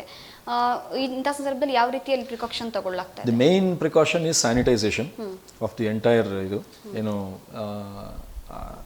ಎಕ್ಸಾಮಿನೇಷನ್ ಸೆಂಟರ್ ಏನಿದೆ, ಶಿಕ್ಷಣ ಇಲಾಖೆಯಿಂದ ಸ್ಯಾನಿಟೈಸೇಷನ್ ಎಲ್ಲ ತಗೊಳ್ತಾ ಇದ್ದಾರೆ. ಮತ್ತು ಅದ್ರ ಜೊತೆಗೆ any time one ambulance will always be waiting near the examination centre. ಇಷ್ಟೆಲ್ಲದ್ರ ಮಧ್ಯೆ ಈವನ್ ಸ್ಟೂಡೆಂಟ್ಸ್ ಬರೋರ್ದು every individual should be cross checked and they should all wear ಕಡ್ಡಾಯವಾಗಿ ಮಾಸ್ಕು ಆ್ಯಂಡ್ ಸೋಷಿಯಲ್ ಡಿಸ್ಟೆನ್ಸಿಂಗಲ್ಲೇ ಎಕ್ಸಾಮ್ ಮಾಡ್ತಾರೆ ಅಂತ ಹೇಳಿ ಅದೊಂದು ಶಿಕ್ಷಣ ಇಲಾಖೆಯಿಂದ ಅದೊಂದು ದೃಢೀಕೃತ ಆದೇಶ ಬಂದಿದೆ. ಸೊ ಹಾಗಾಗಿ ಈಗೇನು ಎಕ್ಸಾಮಿನೇಷನ್ ಸೆಂಟರ್ಸ್ಗೆಲ್ಲ ಫಾರ್ ಎಕ್ಸಾಂಪಲ್ ಏನಾದರೂ ಒಂದು 300 ಮೆಂಬರ್ಸ್ ಇತ್ತು ಅಂತಂದರೆ ಅಲ್ಲಿಗೆ ಪ್ರಾಬಬ್ಲಿ 150 ಸ್ಟೂಡೆಂಟ್ಸ್ ಹಾಕುವಂಥದ್ದು. ಮತ್ತು ಅಕ್ಕಪಕ್ಕ ಶಾಲೆಗಳನ್ನೆಲ್ಲ ದೇ ಆರ್ ಟೇಕಿಂಗ್ ದಿ ಶಿಕ್ಷಣ ಸಂಸ್ಥೆನೂ ಕೂಡ ಎಕ್ಸಾಮಿನೇಷನ್ ಸೆಂಟರ್ ಆಗಿ ಹೆಚ್ಚು ಸೆಂಟರ್ ತಗೊಂಡು ಮಾರ್ಪಾಡು ಮಾಡ್ತಾ ಇದ್ದಾರೆ. ಶಿಕ್ಷಣ ಅದು ಸೆಂಟರ್ಗಳು ಇಲ್ಲದೆ ಇರೋವಂಥದ್ದನ್ನು ಕೂಡ ಈಗ ತಗೊಂಡು ಬಿಕಾಸ್ ಆಫ್ ಸೋಷಿಯಲ್ ಡಿಸ್ಟೆನ್ಸ್ ಮತ್ತಿರ್ಗ ಒಂದೊಂದು ಬೆಂಚಲ್ಲಿ ಇಬ್ಬರನ್ನು ಕೂಡಿಸ್ಲಿಕ್ಕೆ ಆಗಲ್ಲ, ಅದಕ್ಕೆ ಆ ಥರ ಮಾಡ್ತಾರೆ. ಸುಪ್ರೀತ್ ಅವರೇ, ಕೊನೆಯದಾಗಿ ಇವಾಗ ಇನ್ನೇನು ಎಕ್ಸಾಮ್ ಹತ್ರ ಬರ್ತಾ ಇದೆ, 1.5 ಮಂತ್ ಇದೆ. ಸ್ಟೂಡೆಂಟ್ಸಿಗಿರ್ಬೋದು, ಇಂಥ ಟೈಮಲ್ಲಿ ಪೋಷಕರಿಗಿರ್ಬೋದು, ಯಾವ ರೀತಿ ಸಂದೇಶ ಕೊಡ್ತೀರಾ, ಏನು ಹೇಳಕ್ಕೆ ಇಷ್ಟಪಡ್ತೀರಾ? ಪೇರೆಂಟ್ಸ್ಗಿಂತ ಫಸ್ಟ್ ಸ್ಟೂಡೆಂಟ್ಸ್ಗೆ, because we always address to students a lot. Okay, ಸ್ಟೂಡೆಂಟ್ಸ್ಗೆ ಏನು ಹೇಳಲಿಕ್ಕೆ ಇಷ್ಟಪಡ್ತೀನಿ ಅಂದರೆ ಯಾವ ರೀತಿಯಾದಂಥ ಭಯ ಅವಶ್ಯಕತೆ ಇಲ್ಲ. Don't worry about the examinations, what ever is fourth coming. ನೀವು ಎಲ್ಲ ಆಲ್ರೆಡಿ ಓದಿದ್ದೀರಿ, ಸಾಕಷ್ಟು ಆಲ್ರೆಡಿ ನಿಮಗೆ ಟೈಮ್ ಸಿಕ್ಕಿದೆ. ಇಷ್ಟೆಲ್ಲ ಟೈಮ್ ಸಿಕ್ಕಿರೋವಾಗ ನೀವು ಸದುಪಯೋಗ ಪಡ್ಕೊಂಡಿದ್ದೀರಿ, ಆ ಟೈಮನ್ನು ನೀವು ವೇಸ್ಟ್ ಮಾಡಿಲ್ಲ ಅಂತ ಅಂದ್ಕೊಳ್ತೀನಿ. ಸೊ ಹಾಗಾಗಿ see to that you are writing the examination wonderfully well. You try to bring good name. ನಿಮ್ಮ ತಂದೆ ತಾಯಿಗೆ ಒಳ್ಳೆ ಹೆಸರು ತನ್ನಿ, ನಿಮ್ಮ ಓದ್ತಾ ಇರೋವಂಥ ಶಿಕ್ಷಣ ಸಂಸ್ಥೆಗಳಿಗೆ ಒಳ್ಳೆ ಹೆಸರು ತೊಗೊಂಡು ಬನ್ನಿ, ನಿಮ್ಮ ಗುರುಗಳಿಗೆ ಒಳ್ಳೆ ಹೆಸರು ತೊಗೊಂಡು ಬನ್ನಿ. ಎಲ್ಲದ್ರ ಮೇಲೆ ಎಲ್ಲದಕ್ಕಿಂತ ಮೀರಿ bring good name to your own self. ನಿಮ್ಮ ಸೆಲ್ಫ್ ರೆಸ್ಪೆಕ್ಟು, ನಿಮ್ಮ subconscious should enact very strongly now, so that you are taking up the examination and coming out in flying colors. ಉತ್ತಮವಾಗಿ ಎಕ್ಸಾಮಿನೇಷನ್ ಬರೀರಿ, ಧೈರ್ಯವಾಗಿ ಬರೀರಿ, ಯಾವ ಆತಂಕನೂ ಬೇಡ ಅಂತ ನಿಮ್ಮ ಮಾಧ್ಯಮದ ಮುಖಾಂತರ ಕೇಳ್ತೀನಿ. Okay sir, thank you. ಇಷ್ಟೊತ್ತು ತುಂಬ ಚೆನ್ನಾಗಿ ಸ್ಟೂಡೆಂಟ್ಸ್ಗಳಿಗೆ ಕೆಲವೊಂದಿಷ್ಟು ಮಾಹಿತಿಯನ್ನು ಕೊಟ್ರಿ. Thank you. Thank you. ವೀಕ್ಷಕರೇ, ನೋಡಿದ್ರಲ್ಲ ಸುಪ್ರೀತ್ ಅವರು ಯಾವ ರೀತಿಯಾಗಿ ಇನ್ಸ್ಟ್ರಕ್ಷನ್ನ ಕೊಟ್ಟರು, ಜೊತೆಗೆ ಇಂಥ ಟೈಮಲ್ಲಿ ಯಾವ ರೀತಿಯಾಗಿರುವಂತಹ ಓದಿನ ಕ್ರಮ ಇರಬಹುದು, ಓದಿದ್ದನ್ನು ಜ್ಞಾಪಿಸ್ಕೊಳ್ಳೋದಿರಬಹುದು, ಎಲ್ಲವೂ ಯಾವ ರೀತಿಯಾಗಿ ಇಂಪಾರ್ಟೆಂಟ್ ಆಗಿರುತ್ತೆ ಅನ್ನೋದರ ಬಗ್ಗೆ ಸಾಕಷ್ಟು ಮಾಹಿತಿಯನ್ನು ತಿಳಿಸ್ಕೊಟ್ರು. ಇದಾಗಿತ್ತು ಈ ಹೊತ್ತಿನ ವಿಶೇಷ. ನೋಡ್ತಾ ಇರಿ ಸ್ಪೀಡ್ ನ್ಯೂಸ್ ಕನ್ನಡ, ಸುದ್ದಿ ನಿಮ್ಮದು, ಬೇಗ ನಮ್ಮದು.